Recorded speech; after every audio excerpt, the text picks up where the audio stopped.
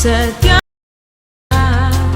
ku bersyukur untuk setiamu di dalam hidupku. Ku memujimu, ku tinggikan namamu, terpujilah engkau selamanya.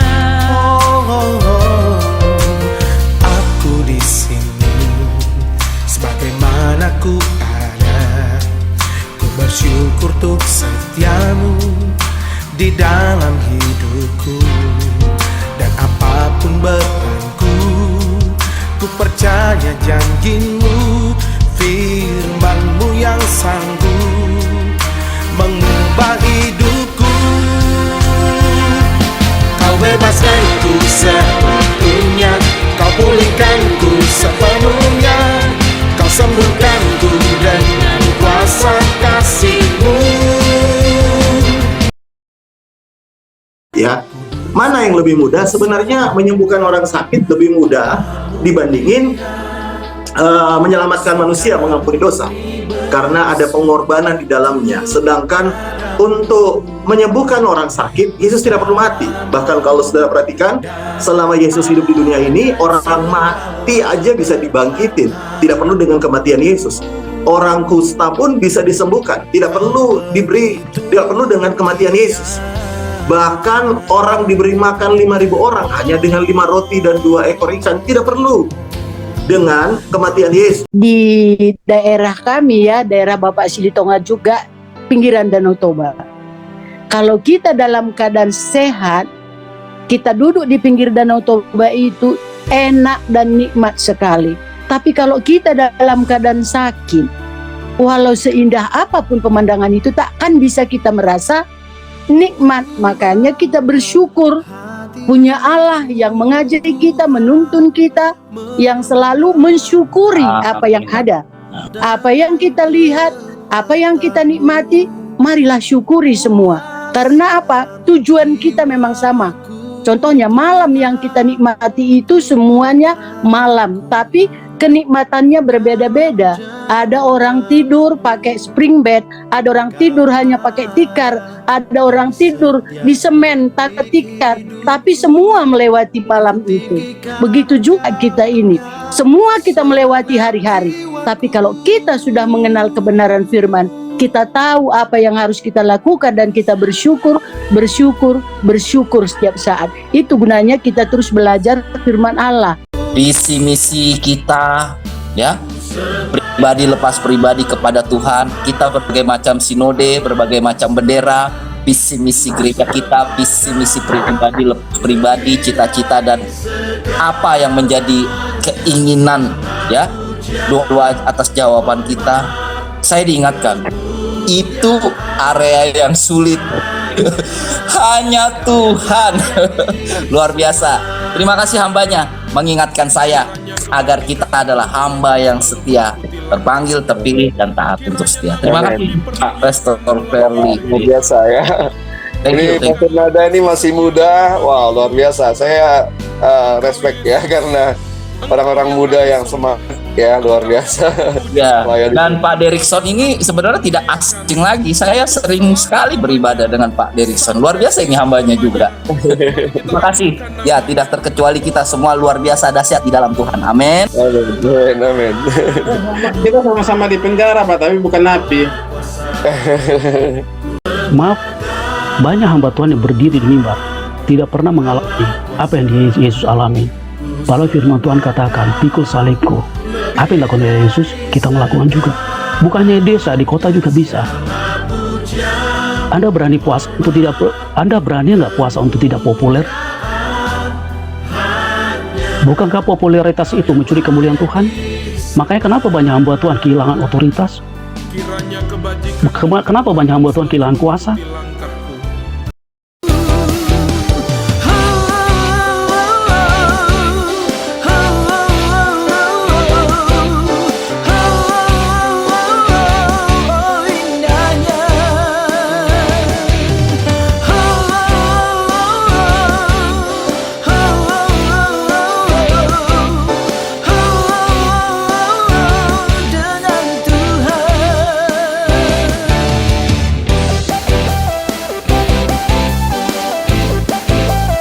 baik. Terima kasih ya kehadiran Pastor Feli. Terima kasih kesediaannya juga untuk bersama kami. Malam ini kita akan segera mulai acara kita dan bersyukur bahwa kita semua yakin dan percaya bahwa Tuhan ada di tengah sesuai janjinya. Dan terlebih ketika kita berharap akan satu berkat rohani buat kita masing-masing malam ini, maka Tuhan sudah menyediakan segalanya. Kita siapkan hati kita lebih dulu untuk naikkan satu pujian ini. Dan kita minta kasih anugerah Tuhan memenuhi setiap kita dimanapun kita berada. Silakan Pak Pendeta Hendra Winata, doa pembukaan. Shalom. Oke, kita doa ya. Bapa kami bertata dalam sorga, Tuhan, terima kasih pada malam hari ini. Kiranya Engkau berkati kami, urapi kami, baik kami Tuhan sebagai alat-Mu ya Bapa. Khususnya hamba-Mu yang akan menyampaikan firman-Mu, Engkau urapi, Engkau berkati ya Bapa. Segala kuasa kegelapan dan roh-roh jahat yang mengganggunya, tolak hancurkan dalam nama Yesus. Kiranya Engkau berkati kami semuanya Tuhan. Dalam nama Yesus, haleluya, amin. Ini baru pertama kali terjadi dalam... Luar biasa ya. Tidak hilang Pak. Keselamatan itu tidak hilang Pak. Puji Tuhan. Luar biasa banyak. Pak Dodi, mungkin lihat Pastor Perli baru tuh. Haleluya. Baik. Oh iya, Pak Derikson itu luar biasa. Tadi saya sudah nyanyikan dengan penuh semangat, berkeringat di sini. Iya. Tapi saya percaya. Lapisan terdalam itu, Pak. Bagaimana Roh Kudus bekerja. Memang tidak bisa diganggu Tuhan Tuhan. menjamah melawan kita semua. Haleluya. Haleluya, beri kemuliaan kepada Tuhan. Terima kasih Pak Derikson. Ya, saya mau ulang lagu yang di awal tadi ya, supaya kita siap untuk masuk ke firman Tuhan sebentar dari Pastor Ferli. Maaf ya semua teman-teman. Luar biasa, dahsyat. Ya, saya share syairnya. Ya. Maafkan saya. Saya tidak perhatikan. Wow. Seru tuh tadi. Ya. Baik.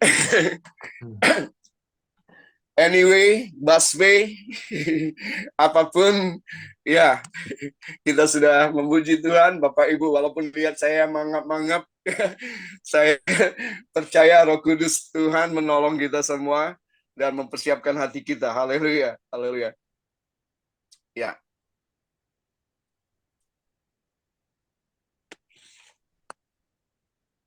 Sebentar, belum pindah nih.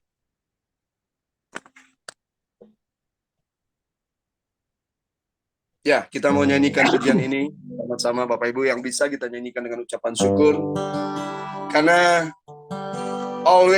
there always a blessing in disguise. Dalam segala kecelakaan, dalam segala masalah apapun selalu ada berkat di baliknya. Karena Allah turut bekerja di dalam segala perkara untuk mendatangkan kebaikan bagi kita semua. Haleluya. Terima kasih Tuhan.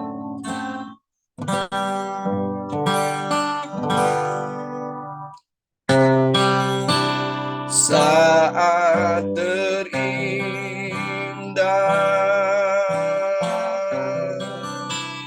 di hadirat-Mu,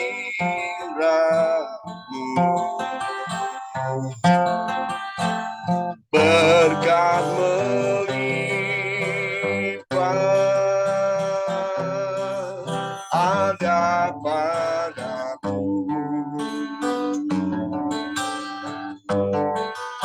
Ku dipulihkan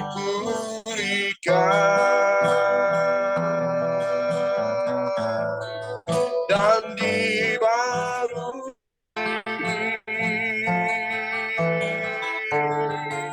dalam hadirat-Mu, ada sukacita.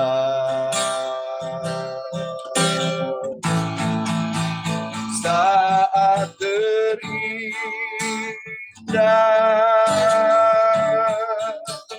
di hadirat-Mu, padaku, berkat melimpah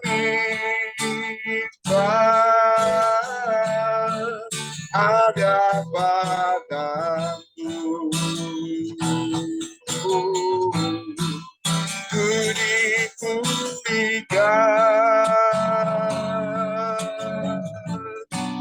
dan dibarui dalam hadiratmu,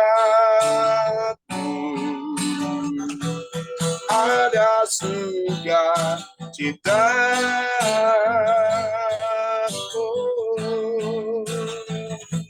Terima kasih Bapa, Engkau ada di tengah kami, Engkau melawat setiap kami, sebab dalam hadirat-Mu Kau nyatakan kasih dan kuasa-Mu malam ini Tuhan. Apapun yang sudah terjadi kami percaya, kami ada di dalam hadirat dan keindahan-Mu ya Tuhan. Thy very presence in your presence, no greater blessing than being with you. My soul is restored, my mind is renewed. There's no greater joy, Lord, than being with you.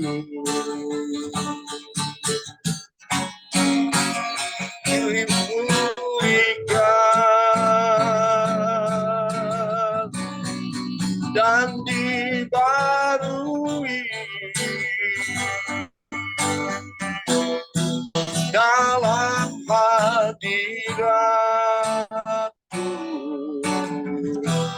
ada sukacita.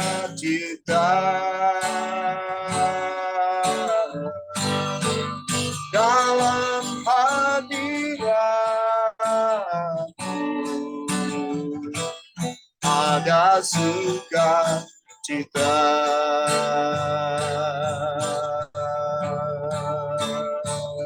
Haleluya. Terima kasih Bapa, terpujilah nama-Mu Bapa. Di dalam nama Yesus Tuhan kami sudah mengucap syukur bersama-sama. Amin. Amin. Serahkan Pak Derikson. Ya, silakan buat hambanya Pak Pastor Verly menyampaikan firman Tuhan. Selamat melayani, Tuhan berkati. Ya, puji Tuhan, shalom. Salam sekali lagi semuanya. Ya, senang sekali. Ini pertama kali saya boleh melayani dan satu kehormatan bagi saya untuk saya bisa bersama dengan saudara sekalian, dan saya banyak melihat juga Bapak Tuhan bersama dengan kita. Senang sekali bisa berkenalan dengan semua orang-orang yang sudah mengikuti Zoom ini. Dan sekali lagi terima kasih untuk kesempatan yang diberikan pada saya untuk melayani di tempat ini. Nah, hari ini saya mau share firman Tuhan diambil dalam Injil Markus pasal yang kedua, ayat yang pertama sampai dengan ayat yang ke-9.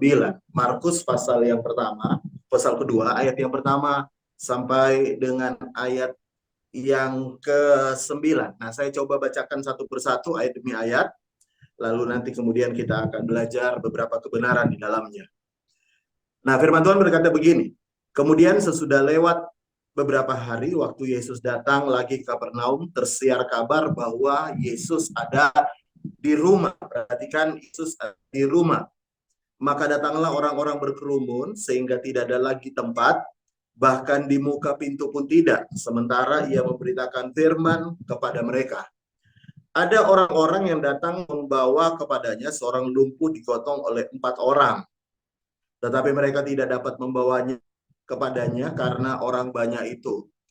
Lalu mereka membuka atap yang di atasnya sesudah terbuka, mereka menurunkan tilam tempat orang lumpuh itu berbaring. Ketika Yesus melihat iman mereka, berkatalah ia kepada orang lumpuh itu, "Hai anakku, dosamu sudah diampuni." Tetapi di situ ada juga duduk beberapa ahli Taurat. Mereka berpikir dalam hatinya, mengapa orang ini berkata begitu? Ia menghujat Allah, siapakah yang dapat mengampuni dosa selain daripada Allah sendiri? Tetapi Yesus segera mengetahui dalam hatinya bahwa mereka berpikir demikian. Lalu ia berkata pada mereka, "Mengapa kamu berpikir begitu dalam hatimu?" Ayat 9 terakhir. Perhatikan ini. Perkataan Yesus. Manakah lebih mudah? Sekali lagi saya ulangi. Manakah lebih mudah? Mengatakan kepada orang lumpuh ini, dosamu sudah diampuni, atau mengatakan, bangunlah, angkatlah tilammu dan berjalanlah. Ya. Nah, saya tertarik dengan pertanyaan Yesus. Yesus bertanya kepada ahli Taurat. Dia bertanya, mana yang lebih mudah? Ya, mengatakan dosamu sudah diampuni, atau mengatakan kepada orang lumpuh ini, bangunlah dan angkatlah tilammu. Saya percaya kalau misalnya saya tanya kepada Anda, kita punya beberapa jawaban dan argumen tersendiri. Tapi sesuai dengan kebenaran firman Tuhan, sebenarnya ini ya, bagi Tuhan, ya sebenarnya jauh lebih mudah untuk mengatakan bangunlah dan berjalanlah. Kenapa saya berkata jauh lebih mudah bagi Tuhan berkata bangunlah dan berjalanlah kepada orang lumpuh ini? Karena sebenarnya kita ngerti prinsip firman Tuhan bahwa untuk mengampuni dosa, Yesus perlu mati di atas kayu salib. Ya, Yesus perlu mencurahkan darahnya. Yesus harus disalibkan untuk menebus semua dosa kesalahan kita. Jadi kalau secara manusia ketika ditanya kepada kita, ya, mana yang lebih mudah? Sebenarnya menyembuhkan orang sakit lebih mudah dibandingin menyelamatkan manusia, mengampuni dosa. Karena ada pengorbanan di dalamnya. Sedangkan untuk menyembuhkan orang sakit, Yesus tidak perlu mati. Bahkan kalau saudara perhatikan, selama Yesus hidup di dunia ini, orang mati aja bisa dibangkitin. Tidak perlu dengan kematian Yesus. Orang kusta pun bisa disembuhkan. Tidak perlu dengan kematian Yesus. Bahkan orang diberi makan 5.000 orang hanya dengan 5 roti dan 2 ekor ikan. Tidak perlu dengan kematian Yesus. Tapi untuk menebus dosa, Yesus perlu mati untuk kita semua. Nah, saya tertarik dengan ayat ini karena begini, saudara ya. Sebagian besar orang Kristen itu, dengarkan ya, sama-sama saya mau beritahu kepada kita semua sesuai yang saya sering dengar. Bahwa begini ya, untuk percaya bahwa Yesus Tuhan Juru Selamat, itu kadang-kadang bagi kita pada umumnya, itu lebih gampang daripada percaya bahwa orang sakit bisa sembuh. Ya. Kadang-kadang kita lebih ngotot, pokoknya mati hidup percaya Yesus Juru Selamat. Tetapi untuk persoalan-persoalan kita, seringkali kita meragukan kesanggupan Yesus menolong kita. Kadang-kadang kita begitu yakin, kita berkata, saya nggak mungkin pindah agama, karena saya percaya Yesus satu-satunya penebus dosa.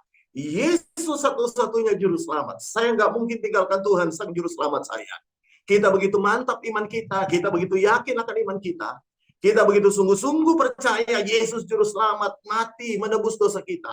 Tapi seringkali jujur kita mau katakan bahwa kadang-kadang ketika kita mengalami persoalan, ketika kita mengalami sakit, ketika kita mengalami jalan buntu, ketika kita mengalami problem yang begitu susah, kadang-kadang kita kecewa dengan Tuhan. Kenapa, saudara tahu? Karena sekali lagi, kita lebih percaya Tuhan mau mati untuk kita, tapi kita nggak terlalu yakin bahwa Tuhan mau tolong kita di dalam persoalan kita.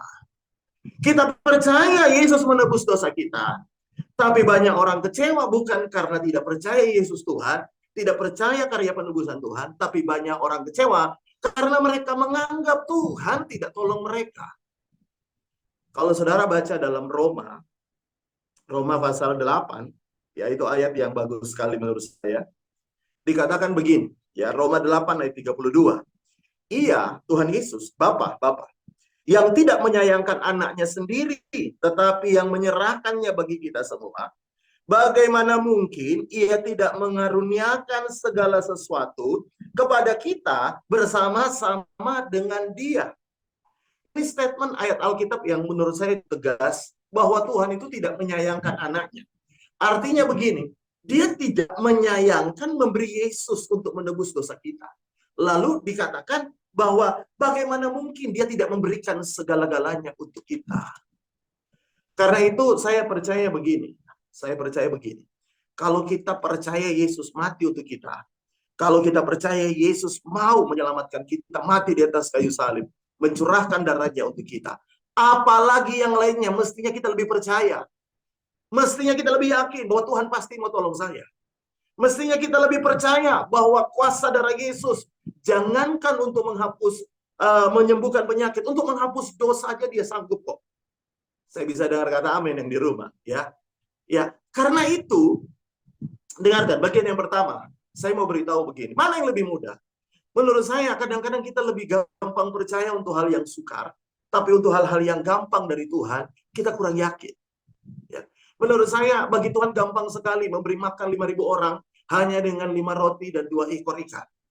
Bagi Tuhan gampang sekali memberi makan 4.000 orang laki-laki dengan memberi makan dengan 7 roti dan 7 roti dan beberapa ekor ikan. Ya. Bagi Tuhan gampang sekali menyembuhkan kusta. Ya. Bagi Tuhan gampang sekali bahkan melakukan perkara-perkara ajaib. Tapi hari ini justru yang gampang kita kadang-kadang tidak yakin. Tapi yang paling luar biasa yang kita yakini adalah bahwa Yesus mau mati untuk kita. Saya percaya ada beberapa daerah-daerah tertentu itu sangat fanatik dengan kekristenan. Ya. Mereka tidak akan pernah ninggalin Tuhan. Pokoknya mati hidup untuk Tuhan. Ya. Tapi untuk masalah-masalah yang lain mereka meragukan Tuhan. Mereka meragukan kuasa dan kasih Tuhan. Kalau Tuhan mengasihi kita dengan Dia mau mati, maka kita juga harus percaya. Yang lainnya Tuhan pasti tolong kita. Yang lainnya Tuhan pasti menyediakan. Yang lainnya Tuhan bisa buat mujizat. Yang lainnya Tuhan bisa buka jalan untuk kita. Yang lainnya Tuhan bisa lakukan jauh lebih banyak daripada apa yang kita pikirkan dan doa. Karena itu bagian yang pertama, manakah yang lebih mudah? Menyembuhkan sakit atau mengampuni dosa? Dan hari ini kalau Anda percaya Tuhan mau mengampuni dosa kita, Anda juga harus yakin betul bahwa Tuhan mau tolong kita. Saya bisa dengar kata amin. Bahwa Tuhan mau menyelesaikan semua apapun yang kita hadapi. Itu bagian yang pertama. Nah, bagian yang kedua, manakah yang lebih mudah? Ya, saudara tahu orang lumpuh ini digotong oleh 4 orang temannya. Ya, 4 orang temannya menggotong dia. Ya. Lalu, ketika mereka mau masuk di sebuah, kalau kita berkata Yesus ada di rumah, lalu mereka tidak bisa karena begitu banyak orang. Ya. Lalu Alkitab berkata mereka naik ke atap, lalu mereka membongkar atap. Ya. Yang menarik adalah begini, saudara ya. Ya, 4 orang temannya ini kan pengen temannya ini yang lumpuh sembuh. Mereka pengen ya temannya yang lumpuh sembuh. Makanya mereka rela menggotong bahkan membongkar atap. Nah, dari peristiwa ini saya melihat satu kebenaran. Mana yang lebih mudah? Ya, kalau Anda jadi 4 orang temannya ini, menurut Anda mana yang lebih mudah? Ya, membongkar atap atau berusaha menyembuhkan temannya dengan caranya sendiri. Ya, saya ulangi kalimat ini. Mana yang lebih mudah? Ya, berusaha menyembuhkan temannya dengan caranya sendiri, atau mereka membongkar atap. Saya setuju dan saya yakin Anda setuju bahwa membongkar atap lebih mudah daripada menyembuhkan temannya. Ya, kalau mereka memang bisa menyembuhkan temannya, nggak perlu dibawa ke Yesus tentunya ya, nggak perlu digotong jauh-jauh, ya, nggak perlu diusung jauh-jauh. Mereka tidak perlu bongkar atap. Nah, tapi karena mereka tidak bisa lakukan, lalu mereka melakukan apa yang bisa mereka lakukan. Apa yang bisa mereka lakukan? Mereka bongkar atap. Ya. Nah, kalau saya tanya lagi mana yang lebih mudah, saya tertarik dengan orang-orang ini. Mereka memilih yang lebih mudah. Mereka memilih sesuatu yang bisa mereka lakukan. Saudara, kadang-kadang yang membuat kita stres dalam kehidupan ini karena kita berusaha memilih melakukan apa yang tidak bisa kita lakukan. Kita berusaha menyelesaikan sesuatu yang tidak bisa kita selesaikan. Ya. Kita berusaha sekuat tenaga kita, menghabiskan energi kita, menghabiskan waktu kita, menghabiskan pikiran kita, hanya untuk berusaha melakukan, mencoba menyelesaikan sesuatu yang tidak bisa kita selesaikan. Karena itu saya percaya begini, ketika Tuhan mengizinkan kita untuk menghadapi persoalan yang secara manusia kita nggak sanggup ya menyelesaikannya. Kita mungkin berkata, Pak, masalah saya sudah seperti kayak benang kusut, Pak. Saya nggak tahu ujungnya gimana, saya nggak tahu awalnya gimana, dan akhirnya saya bingung gimana cara menyelesaikan. Menurut saya kalau kita menghadapi masalah kayak gini, sebenarnya simpel saja. Lakukan aja apa yang kau bisa. Saya bisa dengar kata amin. Amin. Lakukan aja apa yang kau bisa. Karena saya mau beritahu begini, saudara ya. Tuhan itu selalu bagian tersulitnya, itu bagiannya dia. Bagian tersulitnya itu selalu Tuhan yang mengerjakannya bagi kita. Saya pernah tanya sama anak saya. Ya, anak saya ada kelas 2 SMA. Saya tanya sama dia. Namanya Melvin. Vin, mana yang lebih gampang, Vin? Ya. Matematika atau kimia, Vin? Ya. Anak saya begini. Kayaknya lebih gampang matematika, Vin. Ya. Lalu saya bilang sama anak saya, kalau bagi papi, dua-duanya gampang. Baik matematika, kimia, dua-duanya gampang. Lalu anak saya berkata begini, papi jenius ya? Dua-duanya gampang. Enggak, papi enggak jenius. Kenapa papi anggap gampang? Karena dua-duanya papi nggak kerjain. Itu akan jadi berat kalau saya yang disuruh ngerjain. Ya. Coba kalau 4 orang ini disuruh mengerjain sepuin temennya, itu rasanya berat. Mereka stres, gimana caranya? Ya. Gimana caranya? Saya nggak tahu, Pak. Gimana caranya? Betul nggak? Tapi yang mereka bisa lakukan, mereka naik bongkar atap. Berapa banyak yang percaya bahwa Tuhan tidak pengen kita stres. Tuhan tidak pengen kita depresi. Berapa banyak yang tahu bahwa Tuhan pengen hidup kita bahagia, menikmati hal yang baik. Ya. Berapa banyak yang tahu bahwa sebenarnya sebagai Bapa yang baik di sorga, Dia pengen mengerjakan banyak hal di kita. Tapi yang seringkali membuat kita pusing, itu karena kita mencoba menyelesaikan itu areanya Tuhan. Izinkan Tuhan bekerja di area-area tersulit dalam hidup kita. Izinkan Tuhan bekerja membuat mujizat area-area yang tidak mampu kita kerjakan. Izinkan Tuhan melakukan perkara ajaib di tengah-tengah kita, di area-area yang sama sekali itu bukan area kita. Makanya kalau saya baca satu ayat yang bagus sekali, dan saya yakin ini ayat sudah tidak asing bagi kita semua. Lihat dengan Matius 11 ayat 28. Matius 11 ayat 28. Ini ayat yang sudah tidak asing lagi. Nah, firman Tuhan berkata begini. Marilah kepadaku semua yang letih lesu dan berbeban berat. Jadi Tuhan mengundang orang yang letih lesu dan berbeban berat. Ini undangan Tuhan Yesus. Dia berkata, marilah kepadaku. Dan Tuhan bilang begini, aku akan apa? Memberikan kelegaan kepadamu. Jadi karena itu saya percaya begini, kalau gereja dipenuhi orang yang beban berat, jangan marah, karena memang yang undang mereka Tuhan Yesus. Saya bisa dengar kata amin. Ya, kalau orang lagi susah datang ke Tuhan, jangan marah. Wah, datangnya kalau susah. Justru Tuhan mengundang mereka. Tuhan panggil mereka. Kalau lagi susah, mari kepadaku. Datang kepadaku, semua yang letih lesu dan berat. Aku akan memberikan kelegaan kepadamu. Nah, sekarang bagaimana caranya ya Tuhan memberikan kita kelegaan? Nah, lihat ayat 29. Tuhan bilang begini, pikulah kuk yang kupasang, dan belajarlah kepadaku karena aku lemah lembut dan rendah hati, dan jiwamu akan mendapatkan ketenangan. Bagian yang pertama, Tuhan bilang begini, kalau engkau lagi datang dengan beban berat, Tuhan bilang, pikul kuk. Artinya gini, ganti apa yang kita pikul dengan apa yang Tuhan pikul. Makanya Tuhan bilang gini, pikullah kuk yang kupasang. Pikulanmu itu taruh. Ganti dengan apa yang Tuhan taruh sebagai pikulan kukmu. Ya. Dan kalau Anda mungkin berkata begini, Pak, beban saya aja berat, apalagi saya mesti pikul bebannya Tuhan, Pak. Ya. Masalah saya aja udah berat, Pak, apalagi saya mesti pikul bebannya Tuhan, pikulnya kuknya Tuhan. Waduh, tambah susah nanti saya. Ya. Tapi kalau saudara baca di ayat 30, perhatikan kuknya Tuhan. Ya, ayat 30 berkata begini, sebab kuk yang kupasang itu enak. Ya. Kuk yang kupasang itu enak dan bebanku pun ringan. Jadi Tuhan bilang gini, kalau engkau beban berat, ganti, taruh bebanmu, pikul apa yang aku kasih. Ya, kenapa? Lalu bebanmu itu gimana? Tuhan yang selesaikan. Lalu Tuhan ganti dengan beban yang enak. Ya, saya kalau baca ayat ini saya senang dengan kalimat enak. Ya, enak. Dan bebanku pun ringan. Jadi kalau engkau datang ke Tuhan, kalau engkau masih berbeban berat, engkau masih pusing dengan, jangan-jangan kita salah pikul. Ya. Jangan-jangan kita salah pikul. Pikul yang harusnya Tuhan pikul, kita yang pikul.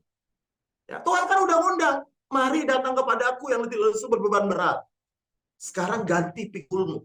Ya, ganti kukmu dengan kuknya Tuhan. Dan perhatikan ya, perhatikan. Kuknya Tuhan itu enak dan ringan. Bisa bilang amin. Saya 30 tahun melayani Tuhan. Amen. Saya dipanggil Tuhan pada usia 21 tahun. Ya, hari ini sudah 30 tahun berlalu. Dan memang saya tahu, dan banyak rekan-rekan hamba Tuhan pun saya anggap setuju, bahwa dunia pelayanan tidak pernah mudah. Yang setuju bilang amin. Betul. Tapi saya yakin begini, ya. Amin. Kalau Tuhan panggil kita, ya, pastikan kita jangan salah pikul. Ya. Kalau bukan bagian kita, jangan pikul. Biarkan Tuhan yang menyelesaikan. Kita pikul aja apa yang Tuhan tahu. Ya, dan Tuhan bilang pikulannya Tuhan itu kuknya enak dan ringan. Makanya kalau saya ketemu orang tanya konseling, Pak, tolong saya, Pak, saya selalu tanya gini, jangan-jangan kau salah pikul. Ya, jangan-jangan engkau salah pikul. Yang harusnya Tuhan pikul, kau pikul. Ya, yang harusnya kita pikul bebannya Tuhan, kita pikul setengah mati. Karena itu hari ini, mana yang lebih mudah? Saya percaya Tuhan akan selalu menolong kita. Amin. Tuhan akan memberikan hal-hal yang mungkin kita tidak sanggup. Kalau Anda berkata, Pak, saya sudah nggak tahu. Bagus, itu berarti bagian tangan Tuhan yang turun tangan menyelesaikannya. Ya, kalau kita masih sanggup menyelesaikannya, ya kadang kita berusaha. Tapi kadang-kadang hal-hal yang kita sudah tidak sanggup, kita masih mikirin, kita masih gimana ya Pak, ya caranya gimana ya Pak, caranya. Serahkan sama Tuhan, biar Tuhan yang menyelesaikannya bagi kita. Yang percaya katakan amin. Ya, itu yang kedua. Yang ketiga, yang terakhir, katakan puji Tuhan. Puji Tuhan. Bisa bilang amin? Puji Tuhan. Ya. Ya. Ya, yang terakhir. Biasanya orang senang kalau dengar kata yang terakhir. Nah, lihat yang terakhir. Mana yang lebih mudah? Ya, tadi menghapus dosa atau menyembuhkan penyakit. 2, menyembuhkan penyakit atau bongkar atap. Yang ketiga, mana yang lebih mudah? Ya, memperbaiki atap yang rusak itu atau jadi orang sakitnya. Perhatikan ya, Yesus ada di sebuah rumah. Kalau dikatakan Yesus ada di sebuah rumah, berarti rumah itu bukan rumah kosong. Bukan rumah hantu. Tapi rumah itu pasti ada pemiliknya. Ya kan? Rumah itu pasti ada pemiliknya. Dan saudara tahu mereka ke atap ini, bongkar atap. Nah zaman dulu itu atapnya itu terdiri dari tanah liat dan anyaman kayak bambu itu dan jerami digabung jadi dibal. Karena biasanya mereka juga pakai untuk menjemur hasil-hasil panen mereka. Ya. Nah, saudara tahu dibongkar. Dan saudara tahu, Alkitab berkata, 4 orang ini menurunkan temannya dengan tilam. Saya yakin kalau misalnya ini gambaran dari tilam, tempat tidur gini, mereka tidak diturunin begini. Kalau diturunin gini, orang lumpuhnya bukan sembuh, malah mati, lehernya patah. Ya kan? Jatuh dia. Betul. Makanya harus begini. Paling tidak, atap yang dibolongin itu minim-minim 2 kali 1 meter. ya kan? Kalau mau agak longgar pakai tali turunin, paling tidak 1,5 meter. Namanya bongkar atap itu nggak kayak di kita di Jawa ini kan rata-rata atapnya dari genteng, jadi gampang dicopot satu-satu. Ini tanah liat, ya. Kalau tanah liat dipukul, biasanya retak kemana-mana, betul nggak? Dan bisa jadi lubangnya itu lebih dari 2 meter kali 1 meter, minim 1,5 meter kali 2,5 meter dibongkar untuk nurunin orang lumpuh itu. Dan saya yakin sekali lagi nurunnya gini, bukan begini ya, nurunnya gini. Atapnya itu dibongkar. Nah, kalau sekarang ditanya, mana yang lebih mudah? Jadi orang lumpuh itu diketahui berapa lama dia sakit. Tapi kalau saudara pilih, dengar ya, yang punya rumah juga pusing ketika Yesus sudah pulang, semua orang udah pulang. Kan nggak mungkin tagihan kepada Yudas sebagai bendahara. Yudas, aku kan pinjamin rumahku untuk acara KKR loh. Nggak ada kan dalam perjanjian kita ada acara pakai bongkar-bongkar atap, tuh nggak ada. Betul nggak? Nggak ada. Ini siapa yang tanggung jawab ini? Tolong Yudas, ini sebagai bendahara, tolong ganti biaya tukang sekarang berapa? Ya, biaya semen berapa? Zaman dulu kan tanah liat. Ini tolong diganti nih, ya kan? Nah, paling tidak dia minta ganti rugi. Atau mungkin dia bilang sama teman-temannya, lain kali kalau Yesus ada di kota ini, aku sudah nggak mau lagi rumahku dipakai. Ya, udah tobat dia, ya. Aduh, udah trauma. Aduh, saya sekali bikin KKR di rumah, lihat atap rumah saya hancur dan tidak ada yang bertanggung jawab, ganti. Ya. Ya. Tapi kalau saudara lihat lagi, orang lumpuh itu berapa tahun sih sakit? Mana yang lebih mudah? Ganti atap atau mengalami kelumpuhan? Mana yang lebih gampang? Saya mau beritahu, hidup kita ini kadang-kadang, ya, kita ini kadang-kadang mengeluh untuk sesuatu yang kita rasa besar. Kita nggak lihat hidup orang kadang-kadang jauh lebih susah dari kita. Yang setuju bilang amin. Ya kan? Saudara tahu, kita ini mengeluh bukan karena tidak ada berkat. Cuma kita kadang-kadang mengeluh karena kita lihat berkat orang lain lebih besar. Kita udah diberkati, tapi ketika kita lihat orang lain, loh kok dia kok lebih enak ya? Loh kerjaannya kok lebih lancar dari saya? Loh, kok dia kok kayaknya dapat promosi lebih cepat ya? Dia kok kayaknya tokonya lebih rame. Bukannya kita nggak ada berkat, kita ada berkat. Ya. Tapi kita kadang-kadang mengeluh untuk sesuatu yang ketika kita lihat hidup orang lain lebih enak. Saya mau beritahu ya, sometimes mungkin kita ada dalam sebuah masalah seperti orang pemilik rumah ini. Ya, dia mulai hitung, aduh ini habis berapa aku ya? Ya. Saya pernah melayani di sebuah rumah, saudara tahu ya, persekutuan doa di Surabaya. Setelah persekutuan doa itu saya dikabari teman saya bahwa rumah itu nggak boleh lagi dipakai. Karena pemilik rumah itu suka apa namanya keramik itu loh yang dari Cina itu, ya. Nah, namanya persekutuan doa ada anak lari pecah. Dan orangnya marah sekali karena ini dia beli mahal dari China gitu. Ya. Dan dia berkata, "Sudah saya nggak mau lagi rumah saya dipakai. Kalau mau pakai rumah lain lagi." Ya. Ya memang gak gampang, saudara tahu, apalagi rumah saudara bongkar atapnya nggak pakai permisi lagi, betul nggak? Nggak pakai tanya, lalu siapa tahu mereka nggak bayar nggak ganti, betul nggak? Nah, nggak ada yang tahu. Mungkin Anda merasa juga, Pak, saya lagi dalam masalah. Jangan membuat masalahmu mengeluh, membuat engkau mengeluh. Tapi justru ketika engkau melihat ada banyak hal yang lebih baik dalam hidup kita, ada banyak berkat yang Tuhan sudah berikan, ada banyak hal yang luar biasa dalam hidup kita. Sebenarnya itu bisa kita syukuri. Banyak orang mengeluh karena punya pimpinan, punya bos jahat. Ada banyak orang mengeluh karena Pak, bos saya di kerjaan itu, aduh kalau ngomong Pak kasar banget Pak, nggak tahan saya kuping saya. Ya, waduh kalau marah Pak, aduh. Ya, tapi saya mau beritahu, kalau engkau lihat bosmu galak kayak gitu, tapi paling tidak bisa lihat ada banyak temanku yang lain nganggur loh hari ini. Ada banyak temanku yang lain loh nggak punya kerjaan hari ini. Ya. Kalau engkau berkata, Pak, saya rumah memang rumah saya sendiri Pak, tapi rumah saya kecil. Ya. Kalau saudara mulai mengeluh tentang rumahmu yang kecil, engkau lihat ada beberapa banyak teman-teman kita yang masih ngontrak rumah. Kalau engkau berkata, Pak, rumah saya cuma ngontrak, bersyukurlah masih ada lebih banyak lagi orang lebih susah dari kita. Ya. Kenapa kita nggak bisa bersyukur? Karena kita cuma melihat diri kita sendiri, masalah kita, persoalan kita, seolah-olah dalam dunia ini kita paling susah. Tapi kalau saudara lihat di sekitar kita, ya, ada begitu banyak orang jauh lebih susah dari kita. Kita bisa bersyukur bukan karena mereka susah kita bersyukur, tapi kita bersyukur karena ada begitu banyak hal yang baik yang Tuhan berikan dalam hidup kita. Ada begitu banyak hal bisa kita syukuri. Kita bersyukur buat keluarga kita bersyukur buat anak-anak kita. Bahkan satu hal yang luar biasa, kita bersyukur oleh anugerah Tuhan, kita masih diizinkan hidup sampai hari ini lewati pandemi. Saya bisa dengar kata amin, ya. Teman-teman kita banyak yang sudah mendahului kita dipanggil Tuhan, tapi kita masih diberi kesempatan oleh Tuhan untuk kita masih bisa melayani Tuhan, masih bisa hidup bersama dengan keluarga sampai hari ini. Ada banyak hal yang kita bisa syukuri, ya. Jadi karena itu, mana yang lebih mudah? Saya pikir orang memperbaiki atap lebih mudah dibandingin orang yang mengalami sakit itu, ya. Temukan hal-hal yang bisa kita syukuri dalam hidup ini.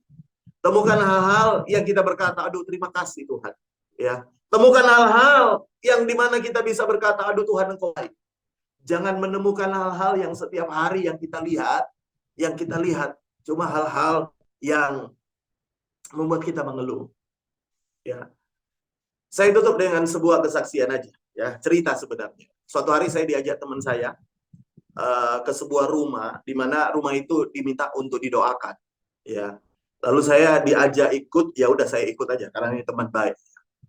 Lalu ketika berdoa, dia bilang begini sama saya, Pak Firly, di belakang Pak Firly ada setan. Saya lihat belakang, waduh, gak ada tuh. Tapi dia bilang di belakang Pak Firly ada setan.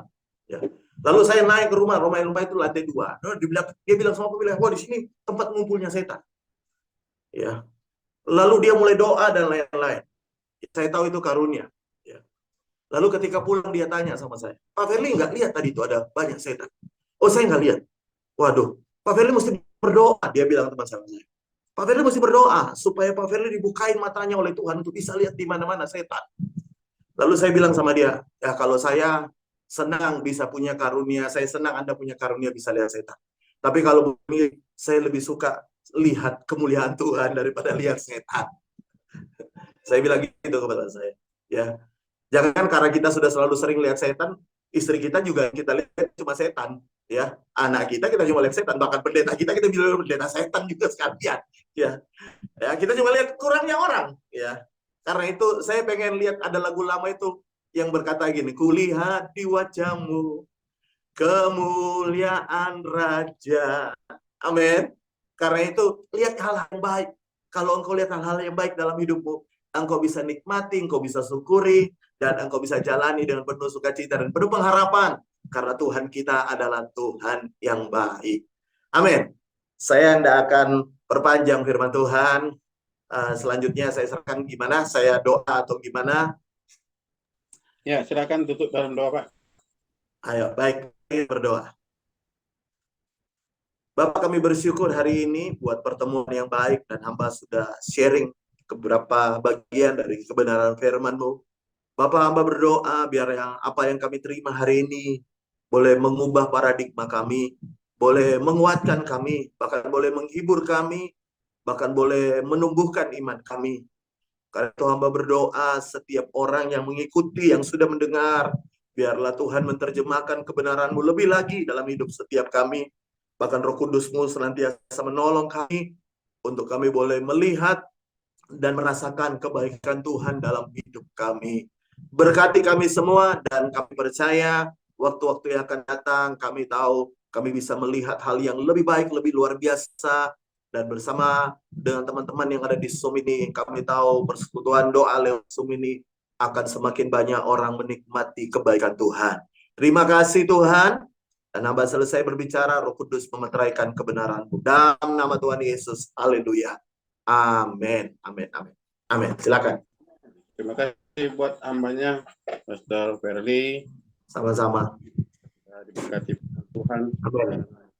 Tuhan berbicara, membukakan rahasia firman-Nya, memberkati kita. Namun sebelum bincang-bincang nanti kita dipimpin Pastor Dodi Menat, kita akan berdoa syafaat dipimpin oleh Ibu Nesia, ya. Kita angkat puji dulu, kita berdoa syafaat. Dalam nama Yesus ada kesembuhan. Dalam nama Yesus ada keselamatan.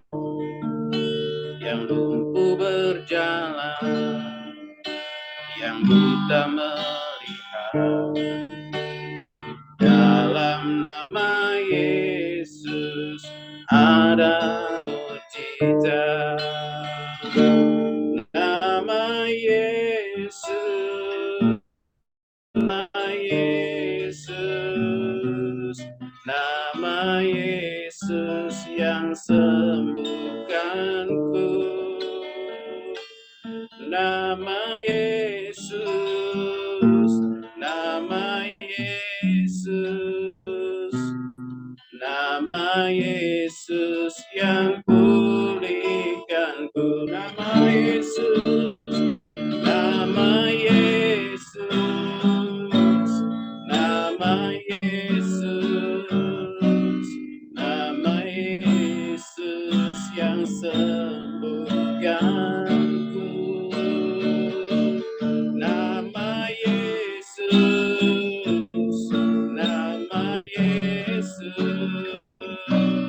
nama Yesus yang pulihkanku. Silakan buat tampaknya Indonesia, shalom. Baik, mari kita bersatu dalam doa. Ya Aba ya Bapa, terima kasih Tuhan karena Engkau sudah hadir Tuhan di fellowship kami Tuhan. Kami percaya Tuhan Engkau yang berbicara langsung kepada setiap hati kami yang mendengar, setiap hati kami yang menerima firman-Mu Tuhan. Kami percaya Tuhan kalau firman-Mu yang sudah ditabur tidak akan kembali dengan sia-sia. Tuhan Engkau yang berbicara, Engkau yang meneruskan Tuhan dari setiap sharingan yang sudah dibawakan oleh hamba-Mu Tuhan. Biar ya Bapak Engkau yang berkati hamba-Mu Tuhan, Bapak Verly Tuhan, lebih lagi Tuhan, dimanapun dia ditempatkan, dimanapun dia ditunjuk oleh Engkau Bapak untuk menjadi berkat bagi keluarganya, bagi orang di sekitarnya, menjadi terang, menjadi garam bagi orang di sekitarnya Tuhan. Kami percaya Tuhan, biar ya Bapak nama-Mu yang selalu dimuliakan dalam kehidupan Bapak Verly Tuhan. Kau berkati anak istrinya, Kau berkati keluarganya, Kau berkati setiap kebutuhan apapun jasmani rohaninya, Kau yang terus jawab setiap doa pergumulannya Tuhan. Tuhan kami juga berdoa Bapak, terutama Bapak untuk bangsa dan negara kami Bapak. Kami percaya Tuhan kalau mungkin tahun-tahun ini adalah tahun-tahun politik Tuhan, banyak berita-berita yang kami dengar Tuhan yang tidak baik Tuhan, tapi kami percaya Tuhan pemimpin yang terbaik, pemimpin yang daripada-Mu Tuhan yang telah Engkau siapkan untuk negara kami Tuhan, negara Indonesia Tuhan. Kami percaya Tuhan pemimpin yang takut akan Engkau, pemimpin yang mau memimpin negara ini dengan baik, memimpin negara ini dengan penuh hati yang tulus Tuhan, hati seorang pemimpin Tuhan, Kau yang pilih, Kau yang tunjuk, Kau yang memberkati siapapun itu Tuhan. Kau yang berkati juga di masa-masa pemerintahan akhirnya Bapak Jokowi juga Bapak, setiap jajaran-jajaran pemerintahannya juga Bapak. Kami percaya Tuhan Kau yang akan terus menopangkan tangan-Mu Tuhan untuk bangsa ini. Kami percaya cinta-Mu tidak ada habisnya untuk bangsa ini Bapak. Kau yang berkati juga kota Bogor ini Bapak. Kami percaya Bapak kota Bogor ini menjadi kota yang cinta akan Engkau, takut akan Engkau Tuhan. Kau yang pakai kami Tuhan, yang Kau pakai kami Tuhan sebelum-Mu Bapak untuk menjadi terang, menjadi garam bagi orang di sekitar kami Tuhan, dimulai dari keluarga kami masing-masing. Kami juga bisa dimulai dari orang di sekitar kami juga Bapak, di marketplace dimanapun Engkau tempatkan kami Tuhan. Tuhan kami juga berdoa untuk masing-masing kami, setiap keluarga kami Tuhan, Kau yang pelihara, Kau yang lihat, Kau yang memalingkan mata-Mu kepada keluarga kami Bapak, satu persatu, pribadi lepas pribadi, tidak ada yang terlewat Tuhan, baik yang hari ini hadir maupun yang belum bisa hadir Tuhan. Kami percaya Tuhan, Tuhan yang sama yang menolong kami, Tuhan yang sama yang menyelamatkan kami, Tuhan yang masih hidup sampai saat ini, Tuhan yang masih memelihara kami Tuhan, baik jasmani, baik rohani, baik setiap kebutuhan apapun itu Bapak. Kami percaya Tuhan Kau yang cukupkan, Engkau yang memelihara kami Tuhan. Kami percaya Tuhan tangan-Mu tidak pernah terlambat untuk menolong kami, tangan-Mu tidak kurang panjang untuk menjawab setiap doa-doa kami Bapak. Kami percaya Tuhan setiap firman yang sudah ditabur hari ini bisa menjadi berkat kami, bisa menjadi terang bagi kehidupan kami, sehingga kami bisa memancar kemuliaan-Mu, memancarkan kasih-Mu kepada setiap orang-orang di sekitar kami Tuhan. Kami serahkan kehidupan kami serahkan firman-Mu malam ini ke dalam tangan-Mu Tuhan. Kami percaya minggu depan kami bisa berkumpul lagi, berfellowship lagi satu sama lain Engkau yang terus memelihara kehidupan kami seminggu ke depan, sampai minggu-minggu berikutnya juga Bapak. Terima kasih Bapak, kami mengucap syukur untuk setiap kasih karunia-Mu dalam nama Tuhan Yesus. Kami sudah berdoa dan mengucap syukur. Haleluya. Amin. Haleluya. Kami juga berdoa Tuhan untuk doa penutup ini secara khusus buat hamba-Mu, salah seorang senior kami di komunitas ilahi Nidris ini, Pak Paul yang ada di Belanda Tuhan, yang hamba-Mu tanggal 16 besok Tuhan lusa akan menjalani operasi katarak sekaligus mata yang terganggu ketika hamba-Mu pernah kecelakaan sepeda motor Tuhan sehingga mengganggu operasi katarak ini Tuhan. Dan kami sudah mendengarkan firman-Mu saat malam hari ini, tidak ada yang mustahil di hadapan-Mu Tuhan. Bahkan kesembuhan itu akan merupakan bagian daripada Tuhan. Dan kami percaya saat ini Tuhan, Engkau Allah yang melawat hamba-Mu Pak Paul Tuhan, istri, anak-anaknya, cucunya, menantunya, terutama Pak Paul, dokter yang menangani, perawat yang membantu, bahkan obat-obatan, peralatan dipakai. Kami berdoa, Tuhan campur tangan untuk kesembuhan Pak Paul Tuhan. Kami juga berdoa untuk Pastor Hendra Winata yang bersama kami, juga dalam pemulihan Tuhan, mari sembuhkan dan pulihkan di dalam nama Yesus Kristus, yang selama ini hamba-Mu adalah pendeta misi, seluruh Indonesia, bahkan negara-negara di dunia ini dijalani Tuhan, tetapi terhenti saat ini karena ada sesuatu gangguan di bagian tubuh yang sakit manapun Tuhan, karena Engkau yang menjadikan hamba-Mu Pastor Hendra Winata, Kau sembuhkan di dalam nama Yesus Kristus. Kami berdoa Tuhan, semuanya Bapa yang tidak bisa kami sebutkan satu persatu, yang sakit Engkau sembuhkan, yang lemah Engkau kuatkan, yang susah Engkau hiburkan di dalam nama Yesus Kristus. Bapak Ibu yang dikasihi oleh Tuhan, mari kita arahkan hati kita dan kita terima berkat daripada Tuhan. Tuhan memberkati kita semua dimanapun berada. Tuhan menyinarkan wajahnya atas kita, berkati keluarga kita, Tuhan memberkati pekerjaan, pelayanan, dan seluruh apapun yang kita kerjakan, kemuliaan Tuhan, dan dimanapun kita berada. Anugerah Tuhan Yesus Kristus, kasih Allah Bapa, dan persekutuan di dalam Roh Kudus menyertai kita sekarang, sampai selama-lamanya. Kita semua yang percaya sama-sama katakan, amin. Ya, Tuhan Yesus berkati. Saya serahkan kepada Pak Pendeta, Pastor Dodi Menat. Salam. Ya, terima kasih Pak Derikson. Ya, sekali lagi Pastor Ferli, kami ucapkan terima kasih. Mungkin juga saya sebelum ke nanti kita mengenal lebih dalam dari Pastor Ferli, minta juga perkenanan untuk sekitar 20 atau 30 menit ke depan kita masih bisa bertanya jawab ya Pastor ya. Bisa ya, baik. Terima kasih Pastor. Sebelum itu kita mau sambut satu teman yang baru bersama kita. Ada Pastor Nada Ridhoi. Namanya Nada Ridhoi. Silitonga. Boleh memperkenalkan diri dulu, Pastor Nada. Silakan. Buka mic-nya, Pastor. Silakan. Mic-nya belum dibuka. Mic-nya belum dibuka.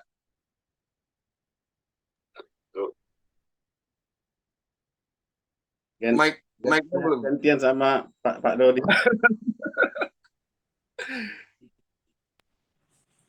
Nah, itu dia. Ya, selamat datang di tengah kami, komunitas. Salam. Pastor Nada boleh perkenalan dulu? Silakan.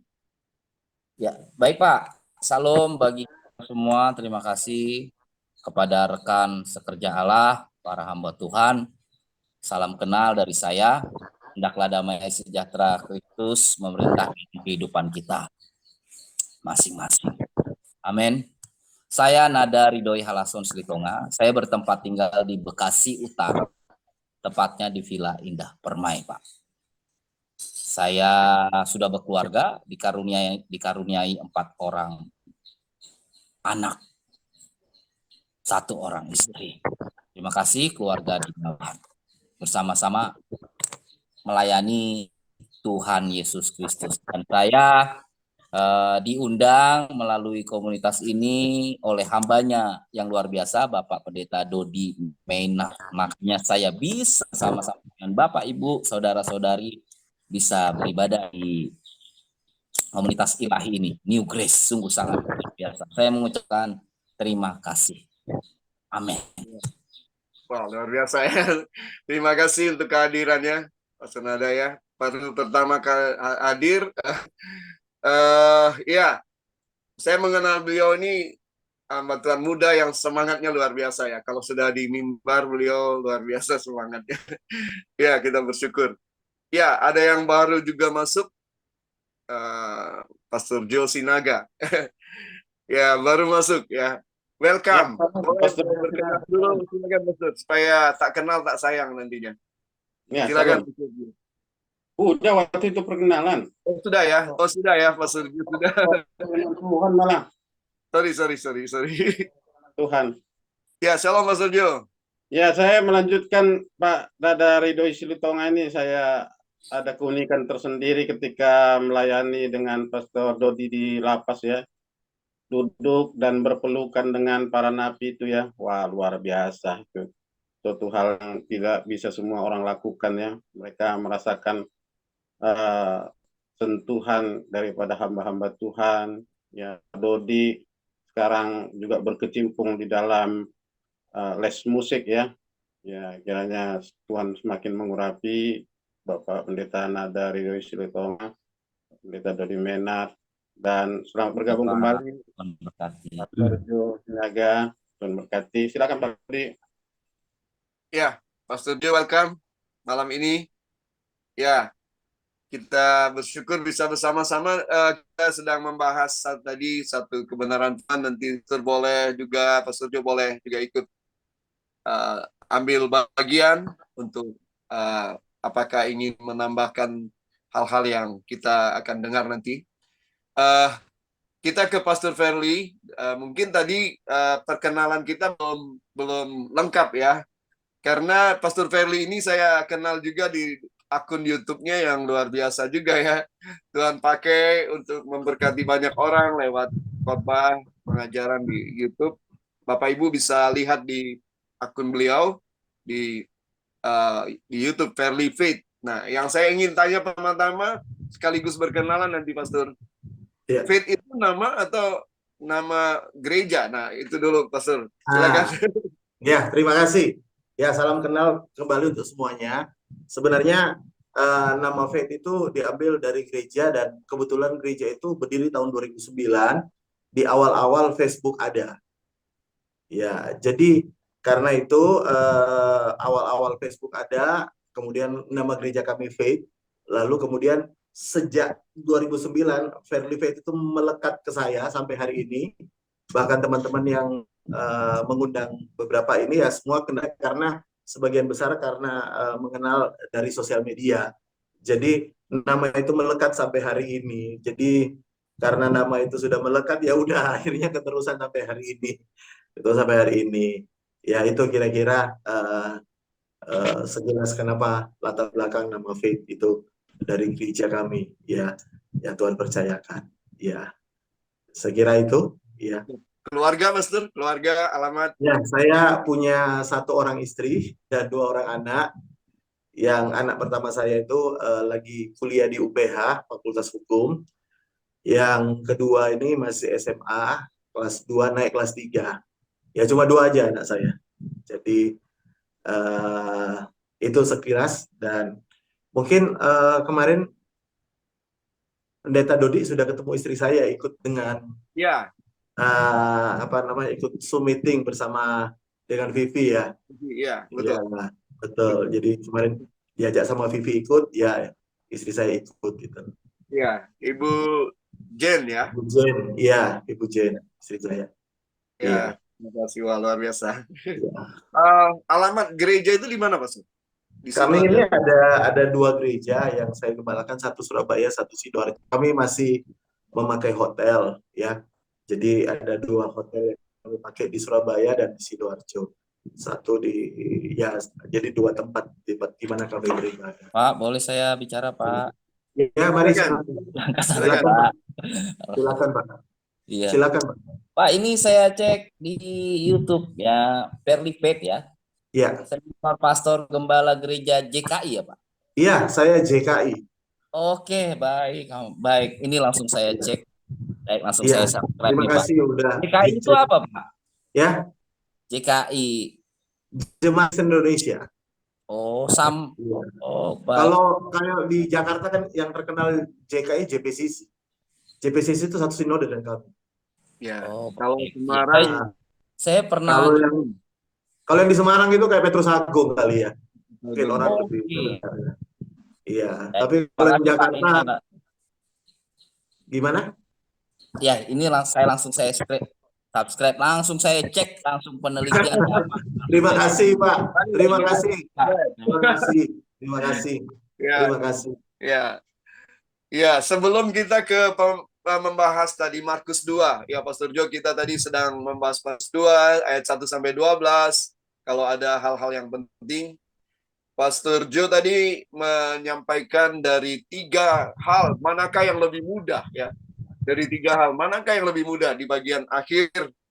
Bagaimana mana yang lebih mudah, mengampuni dosa atau menyembuhkan? Kemudian mana yang lebih mudah? Yang kedua, yang kedua catatan saya, maaf. Membongkar atap atau menyembuhkan sendiri penyakit. Yang 3, manakah lebih mudah ya? Jadi yang sakit atau apa tadi Pastor? Pemilik rumah. Oh ya, yang memperbaiki rumah. kerusakan yang ditinggalkan. Ini menarik karena saya juga baru pertama ini, kok sini arah Pastor pembicaraannya. Wah, luar biasa ya. Ini tidak mudah ternyata ya. Sebelum ke situ Pastor, saya tertarik bahwa Pastor Feli itu dari 2009 ke dunia media sosial. Jadi mulai dari Facebook pastinya. Mulai dari Facebook awalnya. Ini luar biasa karena ini menjadi bagian yang saya pikirkan gereja seharusnya sudah ya seperti Pastor Feli sudah menguasai media sosial, harus menguasai. Pandangan Pastor tentang hal ini untuk gereja ke depan tentang penginjilan kontekstualkah atau pemberitaan kabar baik melalui media sosial, Pastor? Dan mengapa Pastor berperan dan perkembangan apa yang ke depan? Mungkin itu dulu, Pastor. Pertanyaan dari saya. Baik. Terima kasih untuk pertanyaannya.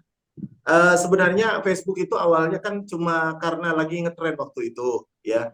Dan memang tidak banyak orang yang waktu itu sudah bergabung dari tahun 2009. Jadi kebetulan ada teman jemaat waktu itu nanya saya, Bapak Gembala udah punya akun Facebook? Saya bilang belum. Ya udah saya buatkan. Jadi pertama kali itu jemaat yang buatkan ke saya. Lalu semenjak itu, lalu dia itu sering menyadur khotbah saya lalu dimasukin ya ke Facebook, lalu waktu itu kan belum seperti ini ya untuk live ataupun di YouTube juga belum terlalu ramai waktu itu. Tapi seiring dengan perkembangan kesini khususnya untuk pandemi. Jadi waktu itu pandemi baru terasa sekali dampaknya yang luar biasa lewat sosial media. Ya, kami gereja 2 tahun tutup. jadi hubungan dengan jemaat itu ya dengan sosial media dan saya rasa dampaknya juga luar biasa. Tapi dari sosial media juga itu saya kemudian banyak dikenal orang lewat sosial media, lalu mereka kemudian dari YouTube bahkan saya sempat diundang ke beberapa tempat ya. Itu mereka kenal saya justru dari sosial media.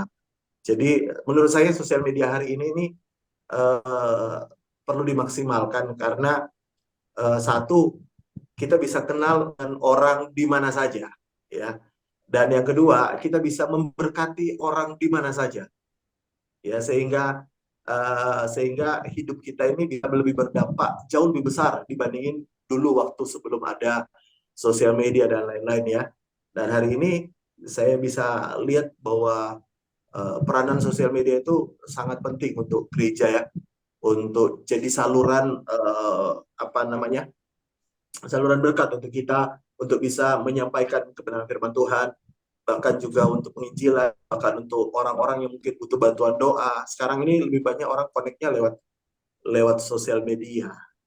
Ya, saya rasa gitu ya, Pak Pendeta Dodi.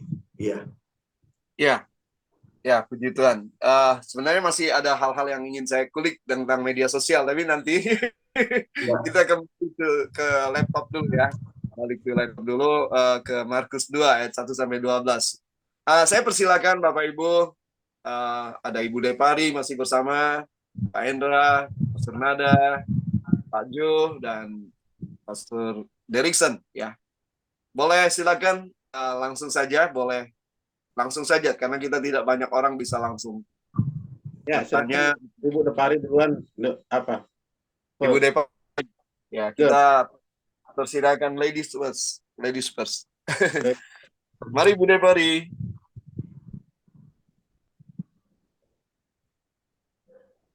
Iya, Pak. Baik.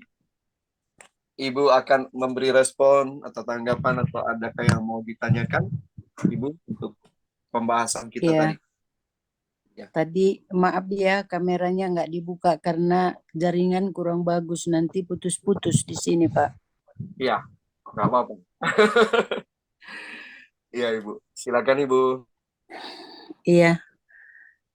Salam kenal Pak Ferry. Ya, salam kenal Bu. Shalom Bu. Shalom Pak. Luar biasa pada malam hari ini, diberkati sekali. Puji Tuhan. Memang benar apa yang Bapak sampaikan tadi.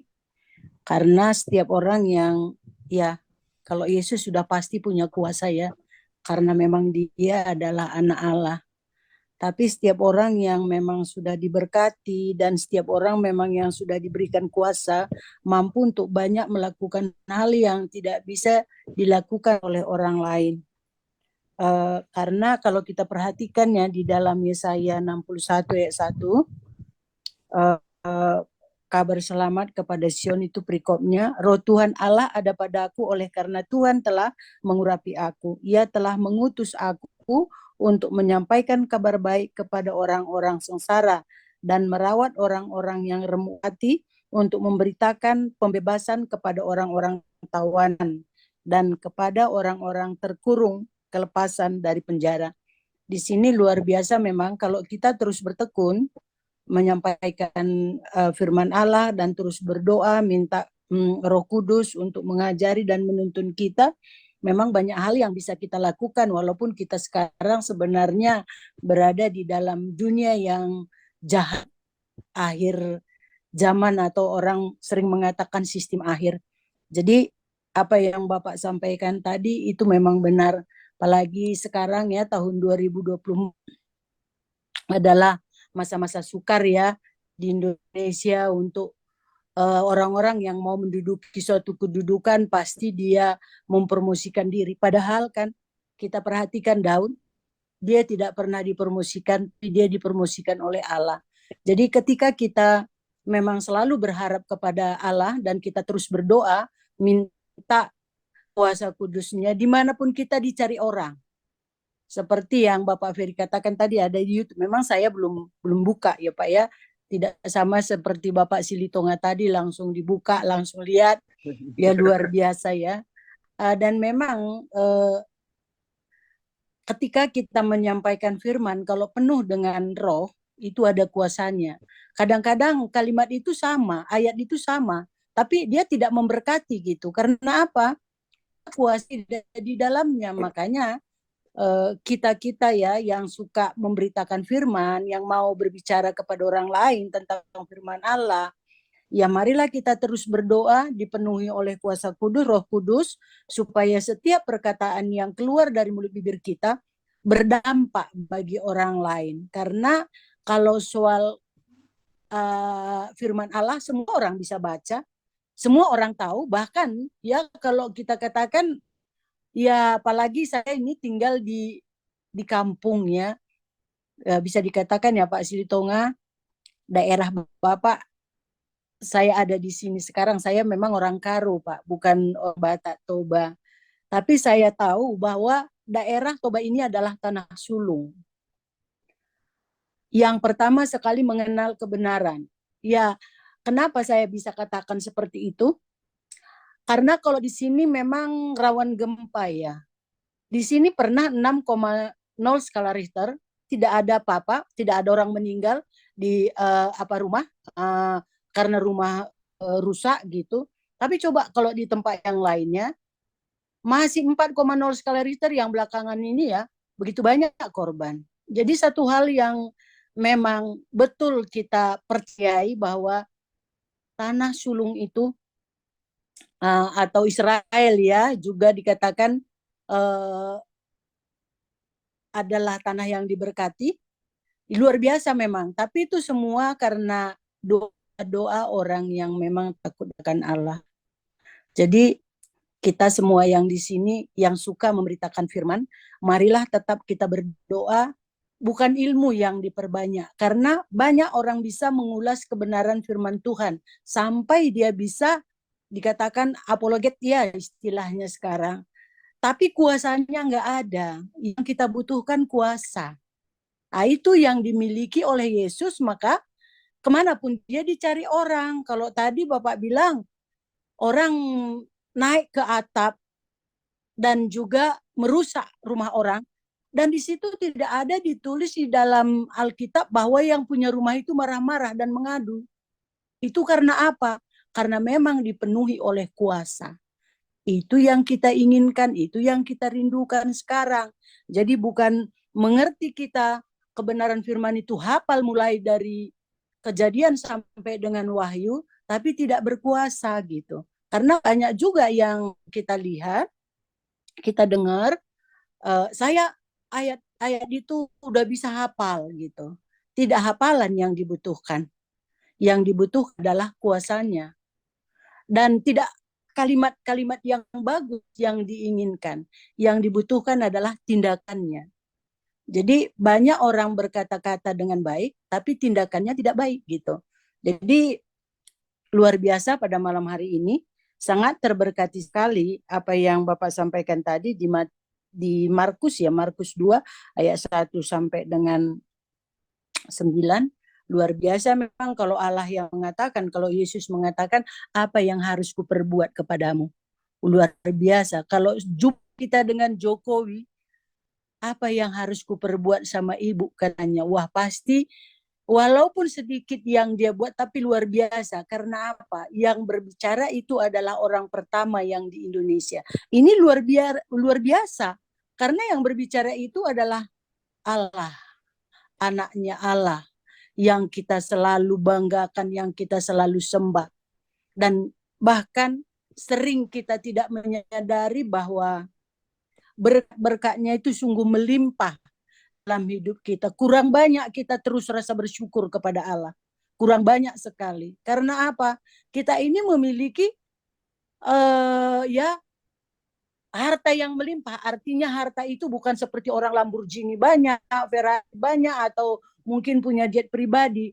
Tapi dengan apa yang kita miliki, kita bisa bersyukur, kita sehat, kita bisa masih menikmati berkat-berkat yang kita dapatkan, itu luar biasa.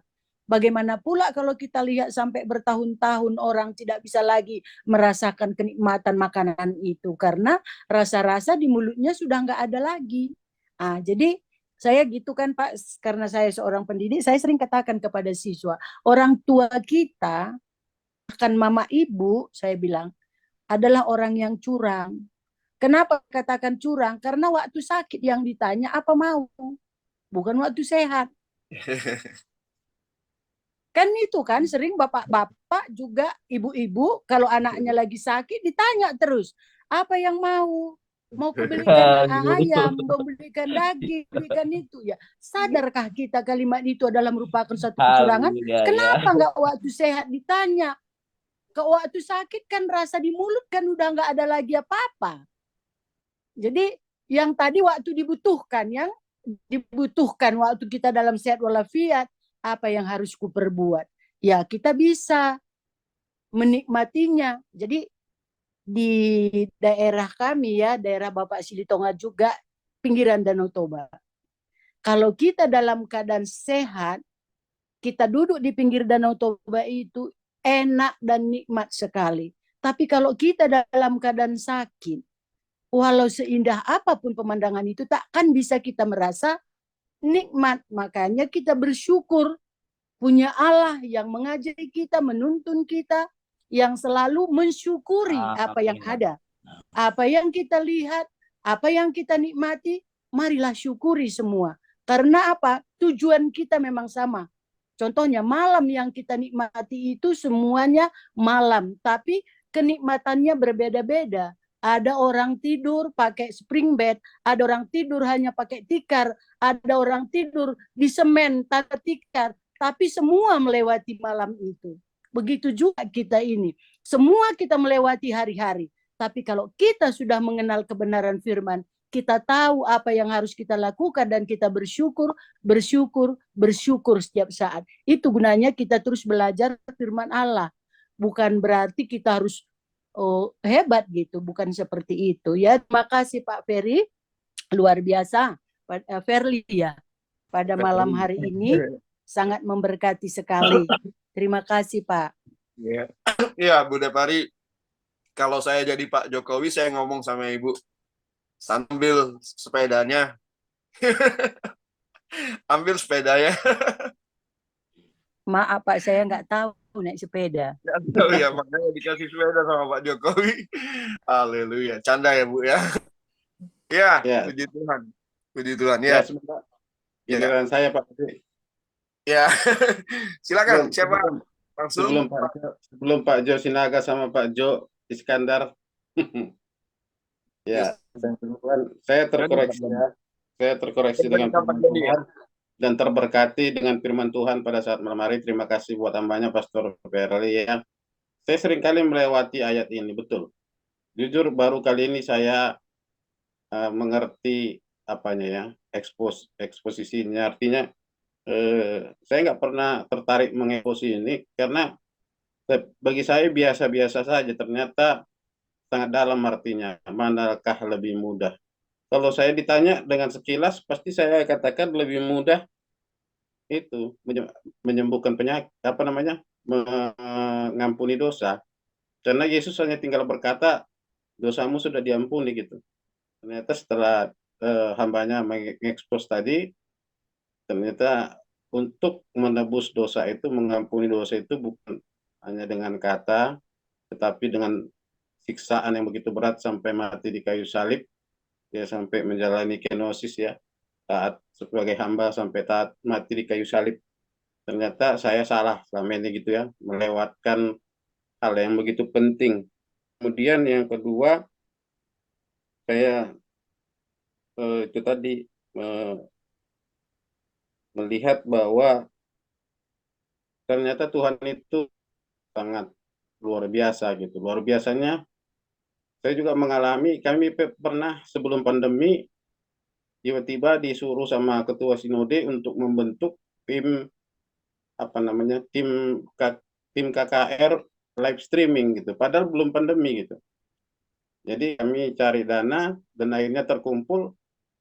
Nah, kami pikir kami akan membentuk suatu pos pelayanan dan kami akhirnya membentuk pos pelayanan di Siantar Hotel. Kalau orang Siantar tahu di Siantar Hotel, ternyata bukan itu tujuannya. Jadi saya teringat kepada Yohanes Pembaptis, ternyata sebelum ada mempersiapkan jalan untuk Yesus itu Yohanes duluan datang, baru Yesus gitu ya. Jadi kita itu kadang memang tidak mengerti tentang apa yang sedang terjadi dalam kehidupan kita, tapi hambanya tadi memang sudah kita jadi terkoreksi bahwa kerjakan aja lah apa yang menjadi bagian kita gitu. Walaupun kami tidak mengerti waktu itu, kami tetap jalani, yang walaupun kami pikir kami akan menjadi permanen di hotel itu, dan kami buat spanduk besar-besar supaya orang berdatangan, ternyata datang surat larangan untuk beribadah karena pandemi. Ternyata dari alat-alat yang kami dapatkan dari donatur itu, akhirnya itu yang kami pakai untuk live streaming ke seluruh Indonesia, ke seluruh gereja yang menjadi sinode kami. Wah, ternyata Tuhan itu luar biasa, bukan bukan yang kecil-kecil sekelas yang terhotel. Ternyata alat ini untuk seluruh Indonesia, semuanya jadi fokus kepada Departemen KKR yang kami bentuk itu gitu loh. Jadi hambanya tadi mengatakan ternyata Facebook, YouTube, Instagram itu juga Tuhan persiapkan. Kita dulu nggak kita pikir seperti kata hambanya tadi hanya ngetren-ngetrenan aja ya, posting-posting foto seperti kok banyak Pak Pendeta Dodi ya, flexing barang-barang mewah ya, tas-tas mewah. Ternyata bukan itu yang tujuan utama Tuhan. Ternyata itulah jalan Tuhan akhirnya bisa kita ini nggak bisa kita pikirkan. Saya bertemu dengan Pak Pendeta Dodi, Pak Pendeta Nada Ridho Silotonga dari beda sinode, tapi kita dapat bersatu kan dalam Zoom ini. Saya nggak terpikir kita akan bertemu dalam Zoom ini kan itu. Jadi saya melihat ada Johannes Pembaptis dalam hal rohani, saya katakan itu Facebook, Instagram yang kita bisa bertemu secara langsung seperti ini gitu ya, yang Tuhan persiapkan. Cuman kita kadang-kadang tetap menjalankan egois kita gitu, artinya nggak mau menjalani perkembangan. Kalau nggak satu sinode dengan kita, nggak usah diikutin gitu. Ternyata kita kan sudah harus meninggalkan perdebatan yang sampai sekarang jalan sampai ribuan tahun. Haleluya. Perdebatan doktrin ya, doktrin Luar biasa, Pak Ir. terus diperdebatkan. Mana yang paling sulung, Ismail atau Ishak? Ismail atau Ishak? Sementara Yesusnya nggak pernah diberitakan ya kan? Nah itu aja terus. Nah, akhirnya Tuhan kasih pelajaran bagi kita untuk Haleluya. gereja, bersatulah gereja ya. Nah ini kebetulan malam ini memang banyak yang berhalangan ya. Tapi ini kan nanti masuk YouTube semua akan memastikan bahwa memang kita mendapatkan berkat yang diekspos melalui hambanya, bahwa hal yang sederhana manakala yang lebih mudah dan kemudian kita dipersiapkan. Dan saya terkoreksi juga yang paling terakhir bahwa seringkali kita mengambil bagian Tuhan. Kuknya Tuhan itu kita kita merasa kuat, kita merasa karena kita mungkin dielu-elukan oleh mungkin dipuji oleh jemaat kita yang kita gembalakan gitu ya. Ya, misalnya Pak Nada Ridho Silotonga misalnya dipuji-puji sama napi-napi, woi Bapak luar biasa, Bapak ini. Akhirnya ketika napi itu keluar dari penjara, ditampung di rumah 10 orang aja modar tuh. Ngasih makannya dari mana? Tuh kan gitu. Jadi kan artinya ada bagian kita yang namanya tadi katakan, ada bagian kita yang kita kerjakan, ada bagian yang dikerjakan orang lain. Kan banyak sih yayasan-yayasan seperti yang di tetangganya Pak Dodi, Pak Pendeta apa itu ya, kampung mantan napi Pak Dodi? Andreas. Pak Pendeta Andreas ya, Pak itu Pak Nada Ridho Silotonga tinggal ngirimkan ke sana. Atau juga ada Madam Christine kan, Madam Christine itu punya progres untuk prospek untuk siap Pak. sekolah teologi. Kalau memang Tuhan izinkan kita bikin Pak tempatnya kayak lapangan sepak bola. Wow, luar biasa. Iman aja dulu Pak. Amin. Iya. Tapi itu areanya Tuhan Pak. Saya diberkati Pastor Perli. Jadi saya juga pernah terjatuh dalam hal itu, Pak Pastor Perli, mengambil bagian Tuhan yang saya anggap saya mampu, akhirnya saya jatuh sendiri. Ya semoga itu menjadi pelajaran lah dan tidak akan terulang lagi. Kan nggak ada yang mau jatuh dalam lubang yang sama ya. Terima kasih buat namanya Pastor Perli sudah memberikan pedang bermata dua ya, yang membuat kita sadar bahwa kita itu punya bagian yang kita kerjakan. Sama seperti itu orang berjalan yang ilustrasi itu kan berjalan di pantai itu, kok tinggal dua jejak kaki saja Tuhan. Jejak kaki Tuhan di mana? Oh itu bukan jejak kaki kamu, itu jejak kaki saya.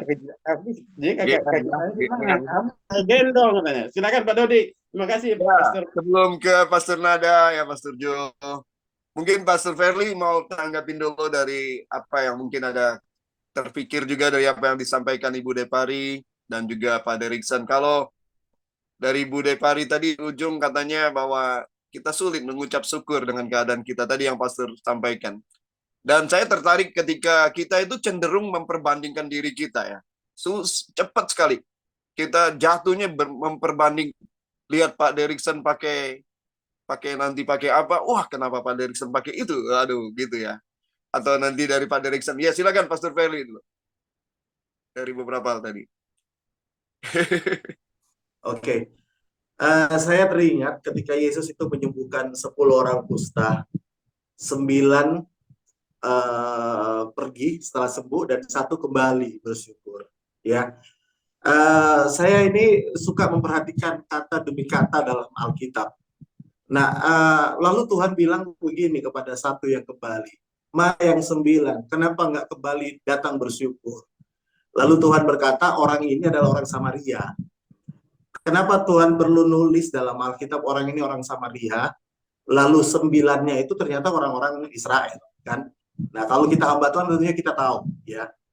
Nah, Samaria itu kan dulunya Israel, tapi pecah bagi 2 ya, kerajaan Israel Utara dan Selatan. Nah, jadi dari kisah ini 10 orang kusta ini saya melihat begini, alasan orang bersyukur itu bukan karena dia terima berkat, kan 10-nya sembuh. Cuma 1 kembali, ya kan? Banyak orang bilang gini, saya nggak bisa bersyukur. Gimana saya bisa bersyukur, Pak? Saya nggak diberkati. Orang sebenarnya diberkati pun aja susah bersyukur. Ya. Pak, gimana saya bisa bersyukur? Lah, saya sakit. Orang sehat hari ini yang tidak bersyukur itu lebih banyak loh dibandingkan orang sakit yang tidak bersyukur. Ya kan? Nah, ada orang berkata, Pak, bagaimana saya bisa bersyukur? Pekerjaan saya kayak gini. Ya, dikasih kerjaan pun yang enak pun sebenarnya orang susah untuk bersyukur. Kenapa? Karena intinya sebenarnya begini. Kenapa ini 1 kembali yang orang Samaria? Karena mereka menyadari betul bahwa ini anugerah, grace. Ya. Kalau yang lain merasa bahwa memang saya pantas kok, saya orang Yahudi, ya, saya pantas. Ya. Tapi yang satu ini Samaria, dia datang tersungkur. Kenapa? Karena dia merasa tidak pantas. Nah, ketika orang merasa tidak pantas dan menerima anugerah, di situ letaknya sebenarnya ucapan syukur kita naik. Karena sebenarnya orang tidak bisa bersyukur itu karena orang merasa harusnya saya bisa dapat yang lebih baik. Tapi kenapa Tuhan nggak kasih saya yang lebih baik? Ya. Tapi kalau kita lihat hidup kita ini hari ini anugerah, kita hidup ini bahwa kita hari ini jalani hidup pun sebenarnya ada banyak hal yang tidak pantas kita terima. Masih banyak orang lebih baik dari kita, ya kan? Masih banyak orang bahkan mungkin jauh lebih luar biasa dari kita, ya. Tapi kalau hari ini kita tahu bahwa kita bisa ada hari ini semua karena anugerah, kita bisa dapat kerjaan karena anugerah, kita bisa melayani karena anugerah, kita bisa lakukan banyak hal karena anugerah, bahkan kita bisa menikmati hidup hari ini karena anugerah, arti sesuatu yang sebenarnya kita nggak pantas. Cuma karena Tuhan yang memberikan kepada kita, anugerah itu kan sesuatu yang tidak pantas kita terima. Ya, makanya disebut anugerah, disebut grace, karena tidak pantas kita terima. Jadi intinya itu bersyukur bukan karena kita menerima sesuatu. Intinya bersyukur itu bukan karena kita sehat, kita diberkati, tapi intinya kita merasa nggak bahwa sebenarnya seperti halnya keselamatan. Kita bersyukur buat keselamatan karena kita tahu kita nggak pantas selamat. Ya, tapi oleh anugerah Tuhan kita dikasih selamat. Kita juga nggak pantas kok nikmati hari ini banyak hal yang baik. Ya, karena kalau kita lihat ada banyak orang lebih baik dari kita, hidupnya mungkin lebih tidak enak dari kita, ya kan? Nah, banyak orang doanya lebih kencang dari kita bahkan kan. Nah, kita mungkin puasa seminggu sekali, ada orang seminggu 2-3 kali berpuasa. Bahkan mungkin ada orang doanya lebih luar biasa dari kita. Tapi hari ini kalau kita menyadari hidup adalah anugerah, maka kita akan berkata, aduh, saya nggak pantas terima semua ini. Semua kalau bukan Tuhan, semua karena kebaikan Tuhan, semua hanya oleh karena anugerah Tuhan. Di situ letak kita bisa bersyukur. Saya rasa itu, ya, yang bisa saya tambahkan. Makasih, Pastor. Ya, ada Pak Joni juga, kan Pak Joni baru ada bersama kita. Welcome. Kita lanjut ke Pastor Nada. Boleh silakan, take your time. Baik, terima kasih bagi kita semua dan terkhusus hambanya Bapak Pastor Perli. Saya sangat diberkati Saya tidak menambahkan, Pak. Sebenarnya sudah diberkati sekali, sudah jelas.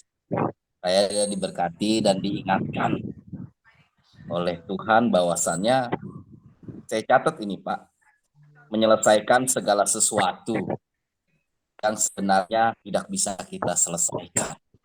Wah, dahsyat sekali. Hambanya mengingatkan kita bahwasannya kita ini terbatas loh.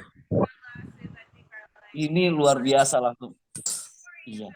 Jadi seberapa banyak kita dipakai hamba-hamba Tuhan saat kita diangkat kemuliaan kita oleh Tuhan. Saya diingatkan, Pak, awas ya, jangan sombong. Ini kan itu. Dan tadi bersyukur juga, orang yang tidak bersyukur itu juga ciri-ciri hampir ke sana. Merasa kuat berarti merasa hebat. Tuhan menjauhkan itu dalam nama Yesus. Jadi hanya Tuhan yang mampu untuk yang hal itu yang bisa menyelesaikannya. Visi misi kita, ya, pribadi lepas pribadi kepada Tuhan, kita berbagai macam sinode, berbagai macam bendera, visi misi gereja kita, visi misi pribadi lepas pribadi, cita-cita dan apa yang menjadi keinginan, ya, doa atas jawaban kita. Saya diingatkan, itu area yang sulit. Hanya Tuhan. Luar biasa.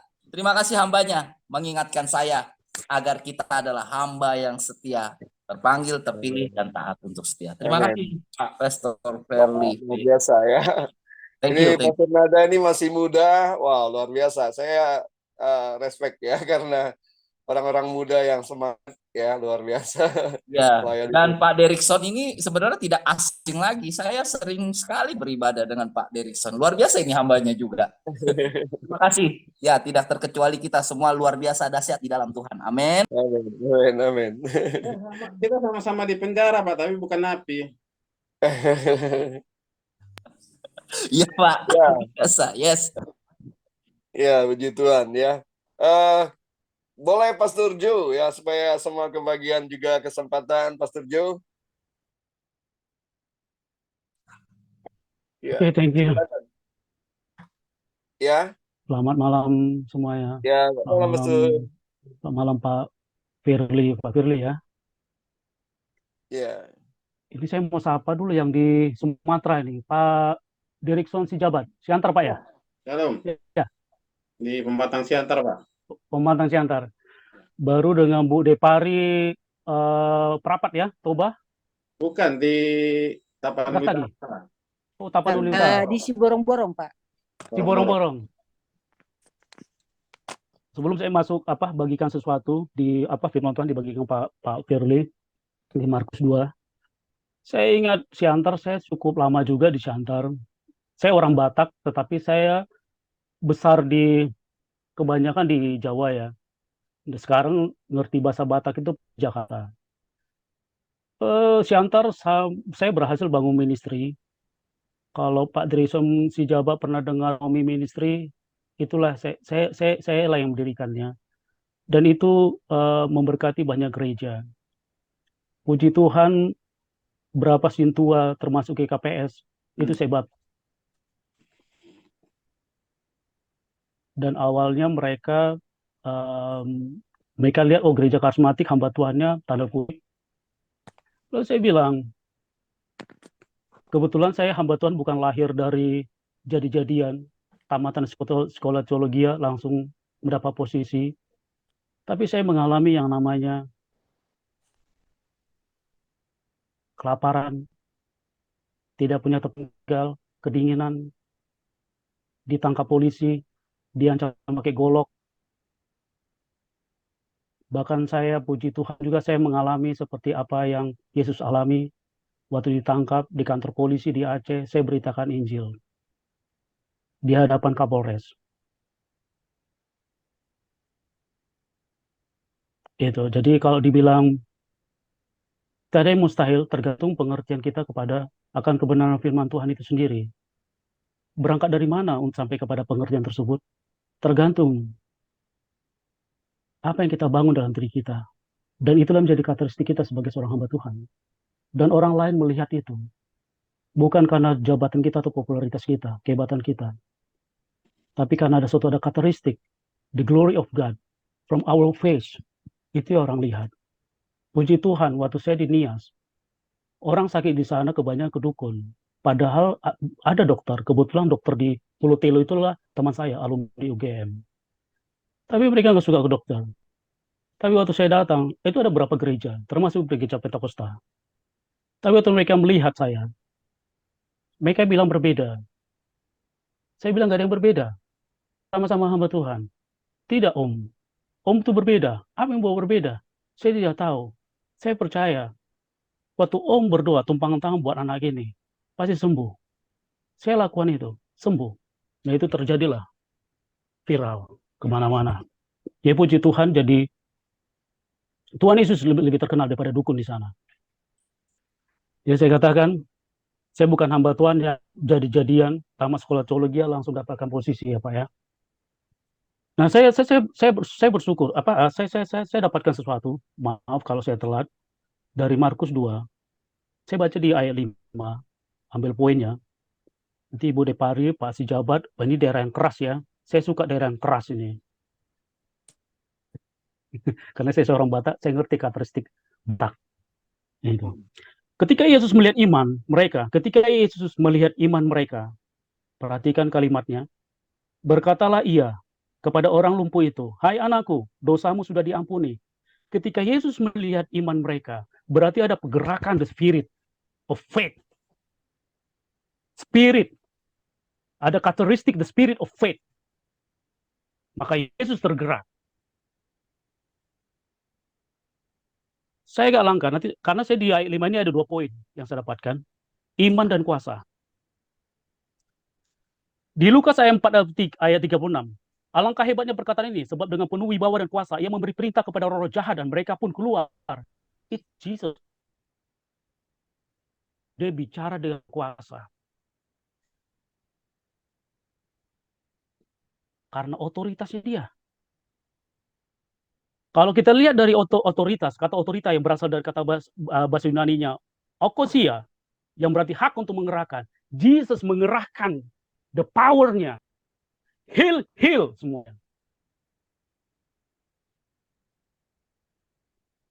Itu berangkat dari bahasa Yunani. Okosia, yang berarti hak untuk mengerahkan. Terus otoritasnya. Dia tahu apa yang harus lakukannya. Dia bicara, sembuh, keluar, pergi. Kalau bahasa Yunani kuasa adalah dunamis. Dunamis, kuasa Allah yang mengerjakan mujizat. Kembali, di Kejadian 1, diberkati engkau bertambah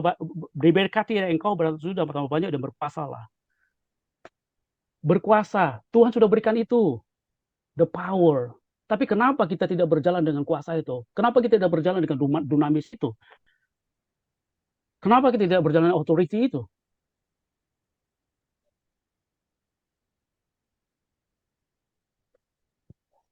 Saya kembali lagi ke kedua poin tadi, iman dan kuasa. Ini ada hubungan saya dibagikan tentang kuasa otoritas.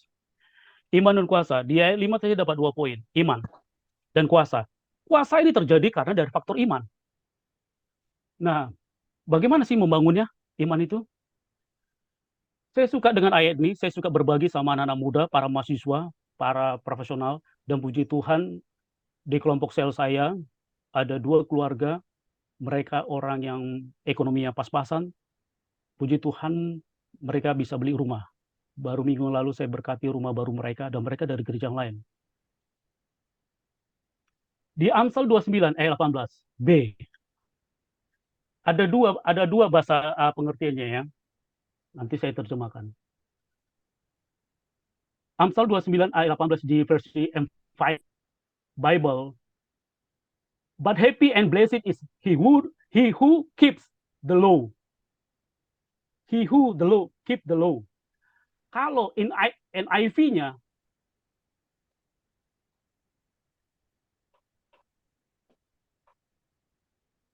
NIV-nya, but blessed is the one who has wisdom instruction. Jadi, instruksi imannya, instruksi hikmatnya, kebijaksanaannya yang bersumber dari firman Allah, itu yang kita ikutin.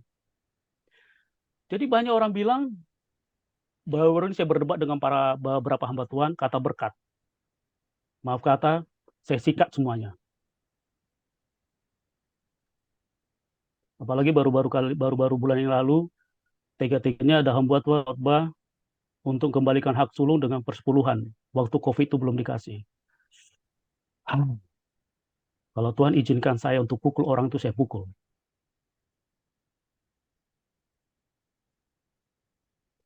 Karena maaf kata, banyak hamba Tuhan yang berdiri di mimbar tidak pernah mengalami apa yang Yesus alami. Padahal firman Tuhan katakan, pikul salibku. Apa yang dilakukan oleh Yesus, kita melakukan juga. Bukannya desa, di kota juga bisa. Anda berani puasa untuk tidak, Anda berani nggak puasa untuk tidak populer? Bukankah popularitas itu mencuri kemuliaan Tuhan? Makanya kenapa banyak hamba Tuhan kehilangan otoritas? Kenapa banyak hamba Tuhan kehilangan kuasa?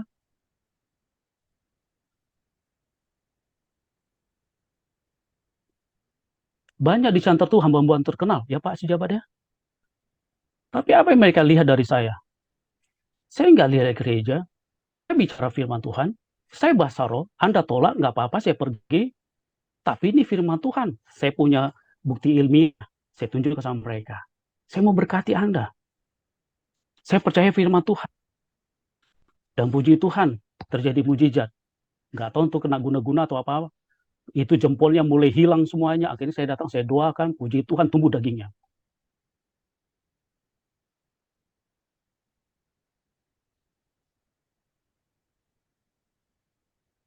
Jadi kata iman, kata berkat, itu bukan bicara masalah kekayaan. Bukan bicara masalah jabatan, popularitas. Bukan. Sampai saya punya bukti, saya sekarang meriset tentang blessed, diberkati. Kalau kita lihat the blessed, coba perhatikan bapak-bapak, di Amplified Bible, NIV, juga Holy Bible, itu blessed. Di Perjanjian Lama, Kejadian 1:28, diberkati engkau, kata itu blessed, bentuk kata lampau. Bukan blessing. It's not the present tense. Yes, it's not the present tense, but it's past tense, bentuk kata lampau. Jadi kita mendapatkan itu harus punya iman. Karena Tuhan sudah berkati sebelumnya. Terus bagaimana cara mendapatkannya? Puasa. Puasa tidak populer.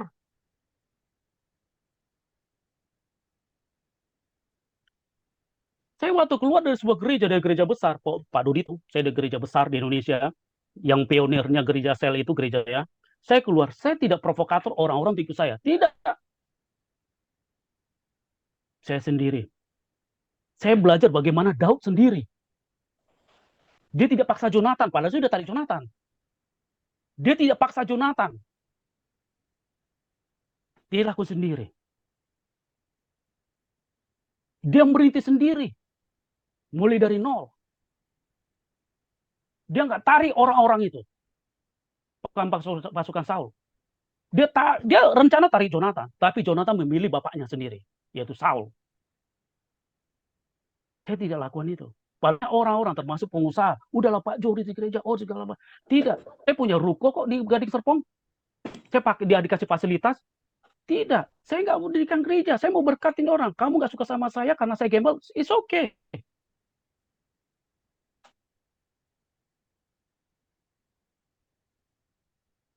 Saya merasa, saya merasa rendah dalam akademik, boleh uji ilmu Bapak Pendeta kamu dengan saya. Tapi semuanya terbukti. Maaf kata, puji Tuhan, orang saya layani diberkati semua. Kata diberkati bukan bicara masalah kekayaan, tetapi apa? Perkenaan. Itu Ayub alami. Ayub orang yang sempurna, tetapi ada celah. Maaf kata, bapak-bapak yang di Zoom ini semuanya imannya tidak sama seperti Ayub. Ayub punya iman yang sempurna. Iman sempurna tapi ada celah. Dari mana celahnya itu? Masuk dari pembantunya. Kalau Bapak baca kembali the Rahab, bantu Rahab itu bahasa Ibrani the monster of the sea. Celah itulah masuk. Iblis masuk. Jadi kenapa Yesus bicara, sembuhlah, keluarlah, pergilah. Karena dia punya authority di Bapa Surgawi, Yahweh. Dia punya kuasa. Untuk itu kita juga bisa. Karena apa? Kata diberkati, maksudnya pertama-tama banyak dan berkuasalah.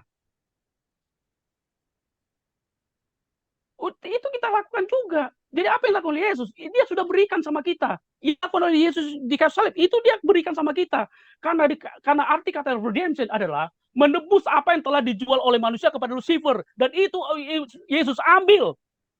Dia ambil dulu, bukan nebus dosa kita. Tapi firstly yang dia lakukan adalah dia ambil yang dijual oleh Adam itu kepada Lucifer. He's take it.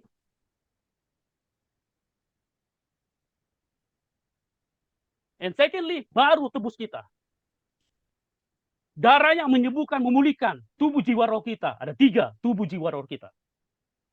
Dalam waktu dekat ini saya buat senar kecil-kecilan tentang tubuh jiwa dan roh.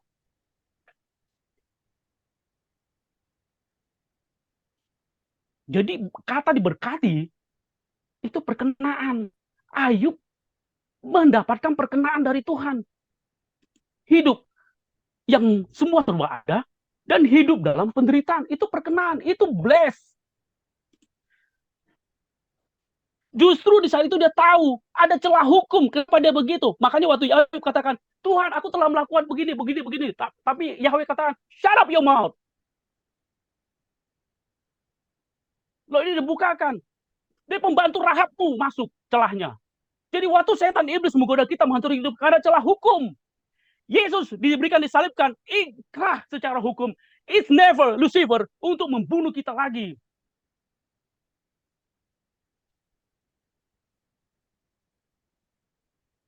Perhatikan back to Bible. Kata bless itu bentuk kata lampau. Bagaimana kita dapatkan? Take it dari iman kita. Disitulah kita dapatkan the power of God. Di situ dapatkan otorita, kuasa. Perhatikan seperti Martin Luther. Pendoa syafaatnya siapa? Frederick. Waktu Martin Luther melakukan pelayanan di KKR, dia mendapatkan surat dari Frederick. Dia katakan, dia sakit keras dan mau mati. Terus Martin Luther katakan apa? Dengan iman dia berbicara. Dia bicara, dia tulis surat itu. Frederick, saya tidak mau kamu mati. Dalam nama Bapa, Putra, Kudus, dalam nama Tuhan Yesus, aku mau kau hidup. Aku tidak mau lihat kau mati. Aku masih membutuhkan engkau. Puji Tuhan, Bapak-bapak. Frederick nggak meninggal. Dia tidak mati. Martin Luther menyelesaikan misinya dari Tuhan. Martin Luther yang duluan dipanggil oleh Tuhan. Setelah itu berapa bulan kemudian, Frederick Yes. Luar biasa. Karena apa? Itu tadi, Martin Luther ngerti. Dia punya posisi.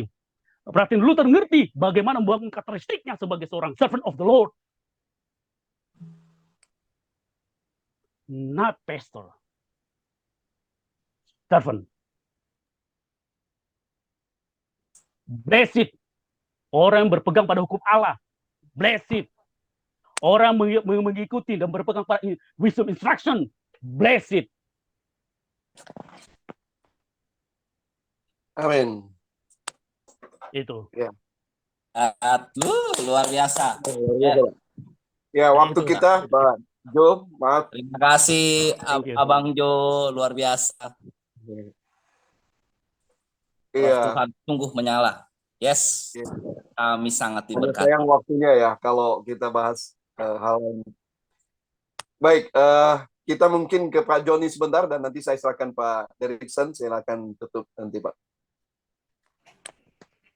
Ya, Shalom, terima kasih. Closing statement juga nanti dari Pastor Ferli ya. Silakan. Terima kasih Pak Dodi.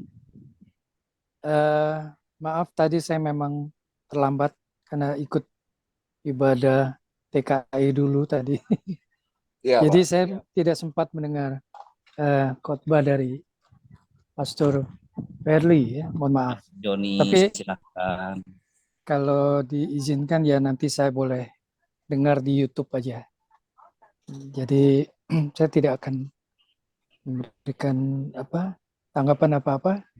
Semua sudah saya lihat di sini hamba yang luar biasa semua ya. Tadi Pak Jo juga sudah memberkati saya dengan semangat yang luar biasa ini, Mbara.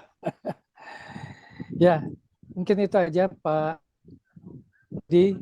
Saya cuman mensupport aja pertemuan hari ini. Mudah-mudahan di lain kesempatan saya bisa ikut kembali. Terima kasih. Shalom. Tuhan memberkati kita semua. Terima kasih Pak Joni. Ya. Statement dari Pastor Perli. Ya, silakan Mas.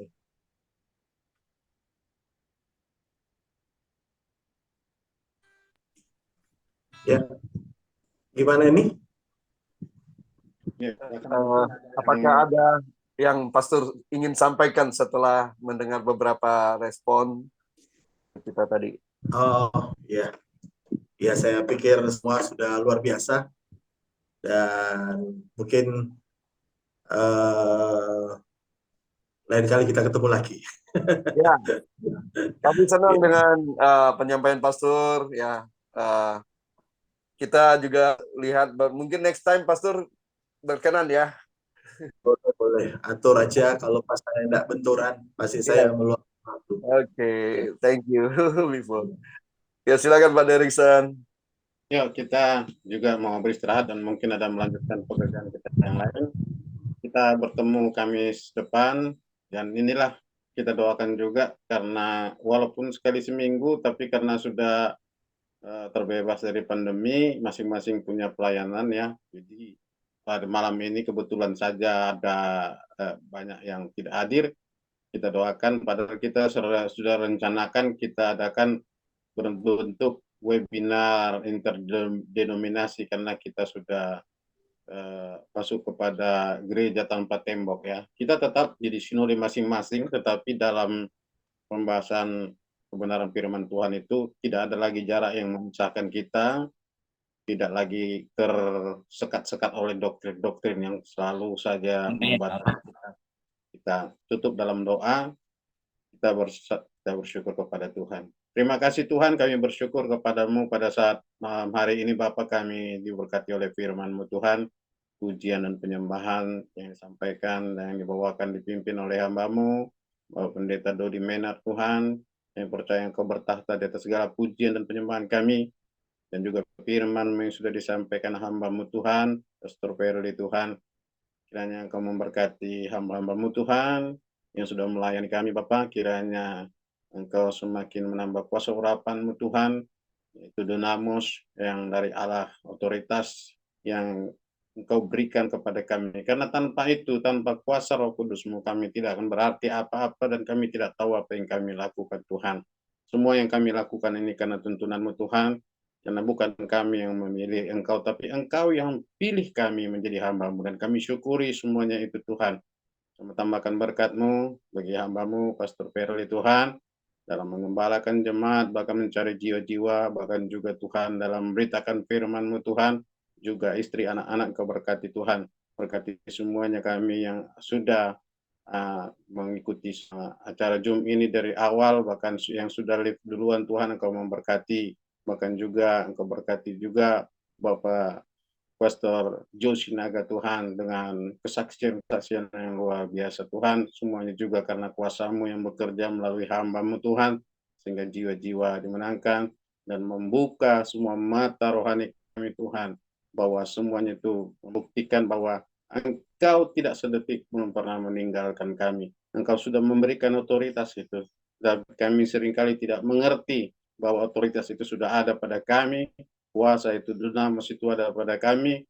Kami seringkali hidup dalam kedagingan, ketakutan, kekhawatiran hidup Tuhan, yang sering mengalahkan kami sehingga kami tidak berbuat apa-apa. Ampuni kami Tuhan, biarkan kami lebih lagi berbuat dalam kehidupan ini. Begitu juga Pendeta Nada Silutonga Tuhan, dalam pelayanannya, dalam semua yang Kau percayakan kepada hamba-Mu, bahkan juga Bapak Joni Iskandar, demikian juga Ibu Depari yang ada di Tapanuli Utara, kiranya berkati seluruh keluarga kami, dan juga teman-teman kami yang tidak hadir dimanapun mereka, mungkin ada di perjalanan, Yang sakit juga Engkau sembuhkan, yang lemah Engkau kuatkan, yang susah Engkau hiburkan Tuhan. Di Kamis yang mendatang kami akan bertemu kembali Tuhan, kami percaya Tuhan. Di saat kami berkumpul di dalam nama Yesus Kristus, firman-Mu katakan bahwa Engkau ada di tengah-tengah kami, Engkau memberkati kami Tuhan, ketika kami closing daripada Zoom ini, tetapi berkat firman-Mu selalu menyertai kehidupan kami, dan Engkau selalu memberikan kami kuasa seperti janji-Mu. Engkau menyertai kami senantiasa sampai kepada akhir zaman. Bahkan tanda-tanda yang menyertai orang-orang yang percaya itu ketika kami lakukan, bukan ketika kami berdiam diri Tuhan. Terima kasih Tuhan, pada saat akhir zaman ini, tembok-tembok pemisah kami telah runtuh Tuhan, dan kami dapat bertemu dari berbagai sinode untuk bekerja sama Tuhan di dalam menjalankan amanat agung, yaitu untuk membawa jiwa-jiwa yang percaya, untuk percaya kepadamu, menerima Engkau Yesus Kristus sebagai Tuhan dan Juru Selamat Tuhan. Pekerjaan yang sudah Engkau selesaikan di kayu salib, sudah selesai, dan kami adalah hamba-hambamu, kami adalah alat-alatmu, yang Engkau utus Tuhan, kemanapun Engkau percayakan, kiranya bungkus kami dengan kuasa darah-Mu, cukupkan kami dalam setiap yang kami perlukan. Terima kasih Bapa, kami akhiri ibadah ini, hanya di dalam nama Yesus Kristus, kami telah berdoa dan bersyukur kepadamu. Terpujilah Engkau Tuhan saat hari ini kekal untuk selama-lamanya. Kita semua yang percaya sama-sama katakan, amin. Amin. Terima kasih, Tuhan berkati. Terima kasih. Terima kasih Pastor Perli. Ya, terima kasih sama-sama. Tuhan memberkati. Terima kasih Pak Dodi. Tuhan berkati, sampai jumpa. Pak Deriksen, Tuhan berkati. Pak Nanda Rido Silitonga, Ya, Tuhan berkati. terima kasih Pak. Ya, Terima kasih. ya, terima kasih banyak dan berkati semua. Amin. Saya